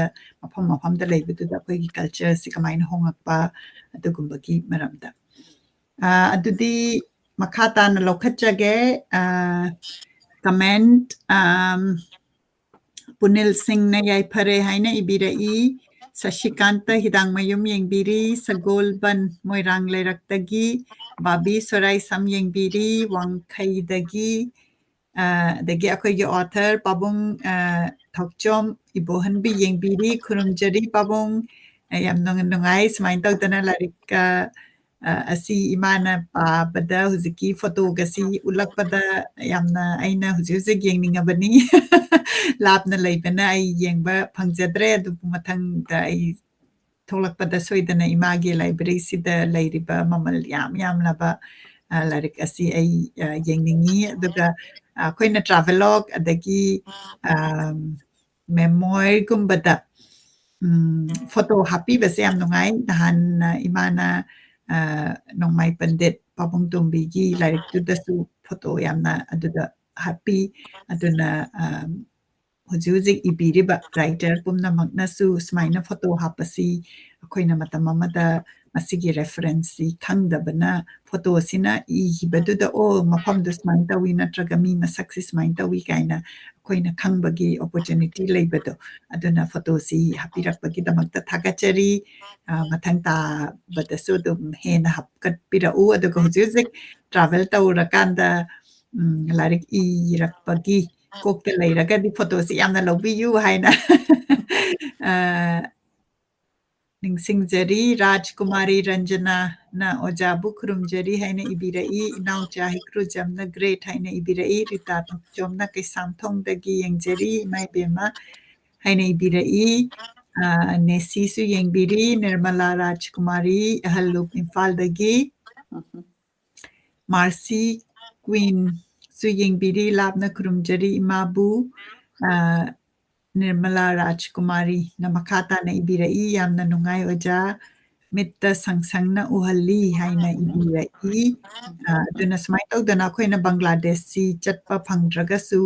ꯃꯗꯨꯗ ꯀꯃꯥꯏꯅ ꯂꯩꯍꯧꯋꯤ ꯀꯥꯏꯅ ꯉꯁꯥꯏꯒꯤ ꯑꯩꯈꯣꯏꯒꯤ ꯅꯤꯡꯊꯧꯅ ꯂꯩꯔꯝꯕ ꯃꯐꯝꯗꯨꯗ ꯃꯥꯒꯤ ꯐꯤꯕꯝ ꯂꯩꯍꯧꯕꯗꯣ ꯑꯩꯈꯣꯏꯗꯁꯨ ꯐꯥꯎꯍꯟꯕ ꯍꯥꯏꯇꯥꯔꯦ ꯍꯤꯁꯇꯣꯔꯤꯀꯦꯜꯂꯤ ꯅꯤꯡꯊꯧ ꯑꯃꯅ ꯂꯩꯔꯝꯕ ꯃꯐꯝꯗꯨꯗ ꯍꯧꯖꯤꯛ ꯀꯩꯝꯇ ꯀꯩꯅꯣ ꯂꯩꯇꯕ ꯀꯥꯏꯅ ꯑꯗꯨꯃꯥꯏꯅ ꯄꯥꯎꯗꯝꯃꯛꯄꯗꯨꯗ ꯃꯥꯒꯤ ꯃꯐꯝꯗꯨꯒꯤ ꯄꯤꯛꯆꯔ ꯑꯗꯨꯒꯨꯝꯕ ꯌꯦꯡꯍꯟꯅꯤꯡꯉꯤ ꯑꯗꯨꯅ ꯃꯥꯒꯤ ꯏꯕꯁꯤꯅ ꯃꯤꯠꯇ ꯑꯩꯈꯣꯏꯅ ꯑꯩꯈꯣꯏꯒꯤ ꯃꯥꯏꯟꯁꯤꯗ ꯍꯥꯏꯇꯥꯔꯦꯀꯣ ꯃꯁꯤꯗ ꯑꯩꯈꯣꯏꯅ ꯈꯜꯂꯀꯥꯟꯗ ꯎꯕꯗꯣ ꯑꯗꯨꯗꯤ ꯑꯩꯈꯣꯏꯒꯤ ꯒꯦꯁ ꯋꯥꯔꯛꯅꯤ ꯑꯗꯨꯅ ꯐꯣꯇꯣ ꯑꯣꯏꯔꯒꯗꯤ ꯑꯃꯨꯛꯀꯁꯨ ꯍꯦꯟꯅ ꯐꯖꯒꯅꯤ ꯑꯗꯨꯕꯨ ꯏꯕꯁꯤꯒꯤ ꯑꯁꯨꯛꯀꯤ ꯃꯇꯤꯛ ꯐꯖꯕꯗꯨꯅ ꯃꯤꯠꯇ ꯁꯪꯁꯪ ꯎꯍꯜꯂꯤ ꯍꯥꯏꯕꯅꯤ ꯇꯝꯐꯥ ꯗꯦꯕꯤꯅ ꯆꯤꯡꯉꯥ ꯃꯊꯛꯇꯒꯤ ꯌꯦꯡꯕꯤꯔꯤ YouTube big shout out to YouTube channel listener ꯌꯨꯇ꯭ꯌꯨꯕꯇ ꯌꯦꯡꯕꯤꯕ ꯄꯨꯝꯅꯃꯛꯄꯨ ꯊꯥꯒꯠꯆꯔꯤ ꯅꯦꯅꯦ ꯖꯃꯨꯅꯥꯒꯤ ꯂꯥꯏꯔꯤꯛ ꯑꯃ ꯃꯁꯤꯃ ꯄꯥꯝꯕꯤꯕꯒꯤ ꯏꯃꯥꯗꯨꯗ ꯑꯗꯨ ꯁꯤꯟꯅꯖꯔꯦ ꯅꯦꯅꯦꯗ ꯐꯪꯍꯟꯕꯤꯈ꯭ꯔꯣ ꯑꯗꯒꯤ ꯑꯩꯈꯣꯏꯖꯝ ꯏꯕꯣꯍꯜ ꯌꯦꯡꯕꯤꯔꯤ ꯈꯨꯔꯨꯝꯖꯔꯤ ꯏꯃꯥ ꯏꯕꯦꯝꯃ ꯍꯥꯏꯅ ꯏꯕꯤꯔꯛꯏ ꯁꯨꯃꯥꯏꯅ ꯇꯧꯗꯅ ꯑꯩꯈꯣই ꯄ꯭ꯔꯣꯒ꯭ꯔꯥꯝ ꯑꯁꯤ ꯉꯁꯤꯒꯤꯗꯤ ꯂꯣꯏꯁꯤꯟꯕꯒꯤ ꯃꯇꯥꯡ ꯌꯧꯔꯛꯂꯦ ꯔꯥꯖꯦꯁ ꯀꯥꯌꯦꯟ ꯄꯥꯕꯝ ꯌꯦꯡꯕꯤꯔꯤ ꯅꯣꯡꯃꯥꯏꯊꯦꯝ ꯇꯣꯝꯕꯤꯁꯤꯡ ꯄꯥꯕꯨꯡꯁꯨ ꯌꯦꯡꯕꯤꯔꯤ ꯂꯥꯞꯅ ꯈꯨꯔꯨꯝꯖꯔꯤ ꯄꯥꯕꯨꯡ ꯅꯥꯗ ꯌꯦꯛꯇꯅ ꯂꯩꯕꯤꯌꯨ ꯑꯗꯨꯒ ꯄꯥꯕꯨꯡ ꯑꯩꯈꯣꯏꯒꯤ ꯁꯣꯗ ꯑꯃꯨꯛ ꯂꯦꯛꯆꯔ ꯄꯤꯕꯤꯕꯒꯤ ꯑꯩ ꯉꯥꯏꯖꯔꯤ ꯐꯔꯅꯥꯟꯗꯤꯁ ꯌꯦꯡꯕꯤꯔꯤ ꯃꯣꯏꯔꯥꯡꯊꯦꯝ ꯅꯤꯡꯉꯣꯜ ꯂꯩꯃ ꯌꯦꯡꯕꯤꯔꯤ ꯅꯤꯂꯆꯟꯗ꯭ꯔ ꯃꯣꯏꯔꯥꯡꯊꯦꯝ ꯁꯥꯟꯇꯤ ꯀꯨꯃꯥꯔ ꯉꯥꯔꯦꯝꯕꯝ ꯑꯦꯝ ꯀꯦ ꯁꯤꯡ ꯏꯕꯦꯝꯍꯜ ꯅꯤꯉꯣꯝꯕꯝ ꯀꯥꯏꯅꯍꯟ ꯉꯥꯟꯊꯣꯏ ꯁꯥꯗꯤꯌꯥ ꯅꯥꯎꯔꯦꯝ ꯁꯟꯇꯣꯁ ꯔꯥꯙꯥꯔꯥꯅꯤ ꯑꯙꯤꯀꯥꯔꯤ ꯃꯌꯨꯝ ꯂꯛꯁꯃꯤ ꯁꯨꯃꯥꯏꯅ ꯇꯧꯗꯅ ꯑꯩꯈꯣꯏ ꯄꯨꯝꯅꯃꯛꯄꯨ ꯊꯥꯒꯠꯆꯔꯤ ꯑꯗꯨꯗꯤ ꯏꯃꯥ ꯑꯩꯈꯣꯏꯒꯤꯁꯤ ꯉꯁꯤꯒꯤꯗꯤ ꯂꯣꯏꯁꯤꯟꯅꯕ ꯍꯣꯠꯅꯖꯔꯒꯦ ꯏꯃꯥꯒꯤ ꯑꯦꯅꯤ ꯂꯥꯁ ꯋꯥꯔꯗ ꯍꯥꯏꯕꯤꯌꯨ ꯄꯨꯝꯅꯃꯛꯄꯨ ꯉꯁꯤꯒꯤ ꯇꯥꯕꯤꯔꯤꯕ ꯌꯦꯡꯕꯤꯔꯤꯕ ꯄꯨꯝꯅꯃꯛꯄꯨ ꯁꯨꯞꯆꯤꯜꯂꯒ ꯑꯩꯍꯥꯛꯅ ꯚꯛꯇꯤ ꯀꯠꯆꯔꯤ ꯀꯣꯡꯅꯣꯟꯖꯔꯤ ꯈꯨꯔꯨꯝꯖꯔꯤ ꯌꯥꯝꯅ ꯅꯨꯡꯉꯥꯏꯖꯩ ꯉꯁꯤꯒꯤ ꯌꯥꯗꯕ ꯈꯨꯌꯥꯗꯗꯨꯗꯤ ꯌꯥꯗꯕ ꯍꯥꯏꯕꯗꯤ ꯁꯣꯝꯗ ꯃꯩ ꯀꯦꯟꯗꯜꯒ ꯊꯥꯡꯒꯠꯂꯒ ꯀꯦꯟꯗꯜꯗꯣ ꯑꯉꯥꯡꯅ ꯃꯨꯊꯠꯀꯦ ꯃꯩ ꯂꯥꯛꯑꯦꯅ ꯇꯧꯕ ꯑꯩꯅ ꯃꯨꯊꯠꯂꯒꯗꯤ ꯃꯩ ꯑꯃꯨꯛ ꯂꯥꯛꯇ꯭ꯔꯒꯗꯤ ꯑꯩ ꯀꯩꯗꯧꯗꯣꯏꯅꯣꯅ ꯑꯩꯅ ꯁꯥꯏꯟ ꯇꯧꯕꯅꯤ ꯉꯁꯥꯏꯒꯤꯗꯣ ꯑꯩ ꯅꯣꯡꯁꯨ ꯌꯥꯝ ꯅꯣꯛꯅꯤꯡꯉꯦ ꯑꯗꯨꯒ ꯑꯩꯈꯣꯏꯒꯤ ꯑꯋꯥꯕꯁꯦ ꯑꯦꯟꯗꯤꯡ ꯂꯩꯇꯕ ꯍꯥꯏꯇꯥꯔꯦꯅꯦ ꯀꯩꯒꯨꯝꯕ ꯊꯕꯛ ꯑꯃ ꯇꯧꯒꯦ ꯀꯥꯟꯗ ꯃꯩ ꯍꯦꯛ ꯂꯥꯛꯇꯒꯨꯝꯕ ꯁꯤ ꯃꯌꯥꯝꯁꯤ ꯂꯣꯏꯅ ꯁꯐꯔ ꯇꯧꯃꯤꯟꯅꯔꯦ ꯑꯗ ꯄꯨꯝꯅꯃꯛꯄꯨ ꯈꯣꯏꯔꯝꯖꯔꯤ ꯑꯗꯨꯒ ꯃꯊꯪꯒꯤ ꯀꯩꯅꯣ ꯁꯇꯔꯗꯦꯗ ꯁꯨꯡꯁꯣꯏ ꯁꯣꯏꯗꯅ ꯃꯩ ꯂꯥꯛꯄ ꯃꯌꯥꯝ ꯄꯨꯝꯅꯃꯛ ꯂꯥꯏ ꯈꯣꯏꯔꯝꯕꯤꯒꯦꯔꯥ ꯅꯠꯇ꯭ꯔꯒ ꯃꯩꯒꯤ ꯑꯈꯪ ꯑꯍꯩ ꯌꯥꯎꯕꯤꯔꯒꯗꯤ ꯃꯗꯣꯝꯗ ꯍꯥꯏꯕꯤꯒꯦꯔꯥ ꯑꯝꯇ ꯃꯇꯦꯡ ꯑꯝꯇ ꯄꯥꯡꯕꯤꯔꯛꯎ ꯃꯣꯔꯦꯜꯂꯤ ꯃꯔꯝꯗꯤ ꯃꯩꯒꯤ ꯑꯩꯈꯣꯏ ꯁꯣꯝꯒꯤ ꯄꯨꯕ ꯃꯤꯗꯣ ꯈꯪꯅꯔꯒꯗꯤ ꯂꯥꯛꯍꯟꯕꯁꯨ ꯌꯥꯏ ꯀꯥꯏꯁꯨ ꯍꯥꯏꯅ ꯌꯥꯕ꯭ꯔꯥ ꯌꯥꯗꯕ꯭ꯔꯥ ꯑꯗꯨ ꯇ꯭ꯔꯥꯟꯁꯐꯣꯔꯃꯔꯗꯨ ꯆꯥꯛꯈ꯭ꯔꯒꯗꯤ ꯎꯄꯥꯏꯗꯤ ꯂꯩꯔꯣꯏ ꯑꯩꯒꯤ ꯑꯄꯪ ꯑꯁꯤꯡꯒꯤ ꯃꯑꯣꯡꯗ ꯑꯗꯣ ꯏꯁꯣꯔꯒꯤ ꯅꯣꯡꯗꯝ ꯇꯥꯔꯦ ꯍꯥꯏꯖꯕ ꯇꯥꯔꯦ ꯄꯨꯝꯅꯃꯛꯄꯨ ꯈꯣꯏꯔꯝꯖꯔꯤ ꯃꯊꯪꯒꯤ ꯊꯥꯡꯖꯗ ꯑꯃꯨꯛ ꯑꯩꯈꯣꯏ ꯎꯅꯃꯤꯟꯅꯁꯤ ꯍꯥꯏꯅ ꯊꯝꯖꯒꯦ ꯑꯗꯒꯤ ꯑꯩꯈꯣꯏꯅ ꯃꯊꯪ ꯇꯥꯔꯛꯄꯗ ꯑꯩꯈꯣꯏꯅ 2023 ꯁꯦꯇꯔꯗꯦ ꯁꯣꯁꯤ ꯑꯗꯨꯝ ꯑꯩꯈꯣꯏꯅ ꯇꯧꯖꯒꯅꯤ ꯑꯗꯨꯒ ꯁꯦꯇꯔꯗꯦꯒꯤ ꯁꯣꯁꯤ ꯏꯃꯥꯅ ꯃꯊꯪ ꯇꯧꯔꯀꯥꯟꯗ ꯑꯩꯈꯣꯏꯅ ꯁꯣ ꯑꯃꯅ ꯄꯤꯄꯜ ꯑꯣꯐ ꯃꯅꯤꯄꯨꯔꯗ focus ꯇꯧꯖꯕꯒꯤ ꯑꯗꯨꯃꯥꯏꯅ ꯑꯩꯈꯣꯏꯅ ꯈꯟꯅꯖꯔꯤ ꯑꯗꯨꯒ ꯑꯩꯈꯣꯏꯅ last year December-ꯗ ꯑꯩꯈꯣꯏ artist gifted artist of Manipur ꯃꯤꯡ ꯑꯣꯏꯅ ꯄꯟꯖꯔꯕꯗ ꯇꯣꯝꯕꯤ ꯊꯣꯏꯗꯤꯡꯖꯝ ꯑꯩꯅ ꯄꯥꯕꯨꯡ ꯑꯩꯅ ꯀꯧꯖꯕ ꯄꯥꯕꯨꯡꯅ ꯑꯍꯥꯟꯕꯒꯤ ꯃꯥꯒꯤ ꯏꯟꯇꯔꯚ꯭ꯌꯨꯁꯤ ꯄꯤꯕꯤꯕ ꯀꯥꯟꯗ ꯑꯩꯈꯣꯏꯅ ꯌꯥꯝꯅ ꯃꯅꯤꯄꯨꯔꯒꯤ ꯑꯥꯔꯇꯤꯁꯀꯤ ꯃꯔꯝꯗ ꯇꯥꯛꯄꯤꯕ ꯑꯗꯒꯤ ꯚദ്ꯔꯒꯤ ꯃꯔꯝꯗ ꯇꯥꯛꯄꯤꯕ ꯑꯗꯨꯃꯥꯏꯅ ꯑꯍꯥꯟꯕ ꯑꯣꯏꯈ꯭ꯔꯦ ꯑꯗꯨꯅ ꯑꯅꯤꯁꯨꯕꯁꯤ ꯑꯩꯅ ꯇꯁꯦꯡꯅ ꯑꯃꯨꯛ ꯄꯥꯕꯨꯡꯒꯤ ꯑꯥꯔꯠꯁꯤꯡꯁꯤ ꯌꯦꯡꯉꯨꯔꯀꯥꯟꯗ ꯃꯥꯅ ꯃꯁꯤꯒꯤ ꯑꯥꯔꯠꯁꯤ ꯀꯃꯥꯏꯅ